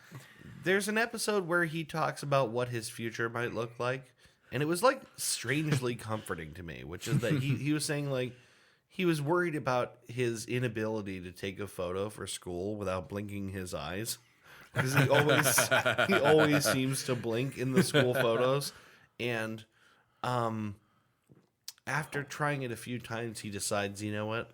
Basically, I'm not worried about my photographic legacy, and I kind of hope that eventually I'm not remembered, and that I get to just sort of go away and be forgotten. It really There's is. something about that that's like Comforting. Yeah. It's very strangely very nice. comforting. It's almost like a counterpoint to all these memes that go around about like well, like all these suicide memes or whatever that go around where it's like, well, I guess I'll just lay here waiting to die, or whatever things that are like comedically pessimistic. Yeah. This is rather like non-comedically optimistic in a way that almost runs counter to like the there's almost sort of a pervasive hopelessness in the way that people our age and people a bit younger, i.e. millennials, think about life and its ultimate purpose. And I think Joe Pira kind of answers that in a very pointed, yes, that's it. And if you enjoy it, then that is all the meaning you need. Right. It's weird that comedy is so often rooted in some kind of subtext Sorrow. or nihilism. Right. Yeah. It's always nihilistic for me. This is like positively nihilistic. It really is. It's just like, I could die with a fucking rock collection, and that makes me happy, and I can die happy. It really is making magic out of the mundane. Yeah. I think, that's exactly how I would say, is that this is embracing a sort of very common and mundane world that Joe Pira finds himself in. Yeah. It's, like this is about finding this show, for example, is like about finding sort of wisdom and delight in things like what is the perfect breakfast food? Right. Or how to be at a wedding when you don't have a date. Or there's an entire episode dedicated to, like, we watched it tonight. It was dedicated to the rare minerals and metals of Upper Michigan. Yeah. Like, what a weird thing to do. I think the show takes the question of, is this it? And answers it with, yes, this is it. And that's all right. This is all of it. Let's Yeah. explore it together. Yes. I think so. In particular, I will say this before I wrap this up. There's one episode. Ben and I watched it together. You didn't get to see it yet. It's called Joe Pira Takes You for a Fall Drive. And what the idea of this episode is that every Saturday after Halloween for the last several years, Joe Pira has taken a drive the weekend after Halloween where he sort of experiences the majesty of the Upper Peninsula of Michigan. And this year, he is taking his jack-o'-lantern, which always kind of freaked him out. Jack-o'-lanterns always kind of creep him out, but he's taking his jack-o'-lantern because he's just learned that when you carve a jack-o'-lantern, you give it a piece of your soul. 1/16 of your soul, to be of your exact. soul. And he feels a need to lay its spirit to rest in a proper way. Aw. Which is very sweet, and which plays out really beautifully on screen. So if you're listening to this and you want to watch this show at all, which I don't know if we've sold it to you or not, but the Joe Pira Takes You on a Fall Drive, it's episode 3 of the only season of the show. It's free on adultswim.com. Watch it. It's super good. It will regrow your soul. Aw. It does. It really does. He's such a likable guy. He's just so I goddamn said sweet. before, like, I want him to be my friend. Yeah. He's just such a sweet guy. He's a beautiful weirdo. He doesn't fit in anywhere. Right. And like more than once watching the episode, I went, aw. Like, you just want to be friends with him. He's just Yeah. a sweet guy. Right. Gene and I are suing each other to learn more about the legal system and also to determine if there is racial bias in the courts. What a great, weird way to end an episode. He's just right up in the line. He's just, oh, I feel like I should be more forthcoming about the lawsuit I'm currently entangled in. Yeah, doesn't he precurse that by saying, I can't get involved in another lawsuit, right? Yeah, like halfway through the episode, he mentions another lawsuit Like- he's involved like in and this doesn't is- clarify it until the very end. Yeah. Like it's so pressing on him that he's already in this lawsuit, but he's just doing it for fun. My favorite thing about the episode I was just talking about, the fall drive, is because they're talking about Halloween things and it is Halloween. They cut to Joe and his Nana and his best friend and his wife, and they're all sitting in the front yard dressed like characters from The Matrix. And they're really good costumes. He's got like full braids. He's one of the ghosts, and so is his Nana. They got like really good braids. And across from him, I assume it's like Morpheus and it's like Neo and Trinity. Trinity. That's what I was thinking of. Neo and Trinity, and they're just like sitting there in impeccable costumes that don't make sense.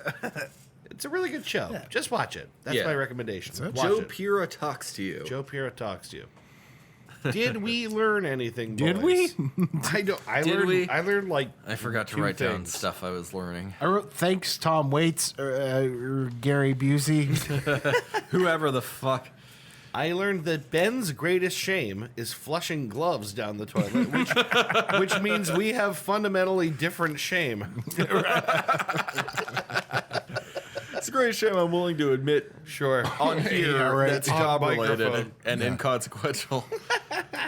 I learned. Come back to me. Okay. I learned, I just wrote this down. This is off mic, so no one's going to know what I'm talking about. I wrote down Pee Wee Herman's salty cum and jelly beans. Again, just to repeat, Pee Wee Herman's salty cum and jelly beans. We were talking. I learned that when matter. when the first woman comes into existence with a clitoris in the back of her throat, it will spark a second sexual revolution, and I am absolutely sure of this. Yes. There will be like just mass orgies set to fucking I feel like the world will go right upside down in the best possible way. God. yeah. I learned if you're paying money to go see a movie that's supposed to make you laugh, you should probably try and laugh. I'll probably just laugh a little bit, just a little bit. I also wrote down Maslow's hierarchy of cum, but I don't remember that's why. That's what I wrote too. I was saying I have Maslow's hierarchy of cum here too. Yeah. You start on the ground and then presumably you move up to a tissue and then you get a sock. That's it. That's what it was.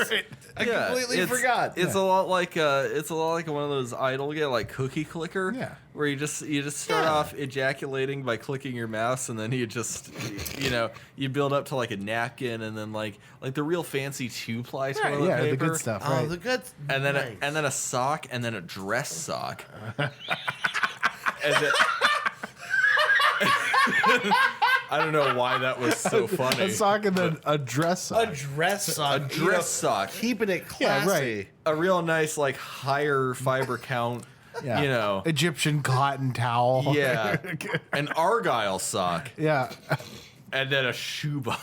And then a shoebox. And then naturally a cum box. And then That's where an it ends. actual replica of the actual Burt cum puppet box. from the Muppets. And then a My Little Pony plushie. Well, we've learned just about enough, haven't we? And then a mason jar that you put on your. Never mind.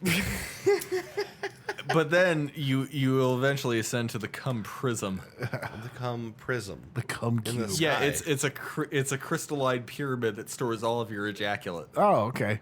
Wow. Wow. in 4 dimensions.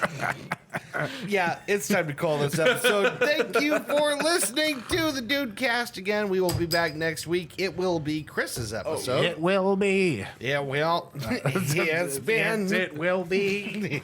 It's going to be. It's just about 7 days. It's gonna be crass. It's gonna be me. Yeah, it's going to be. It's gonna be me. Yeah. It's gonna be me. We will see you in another week with another episode of the Dude Cast. Thank you very much for listening. We will see you next time. Goodbye. Tune in if you dare. Bitches.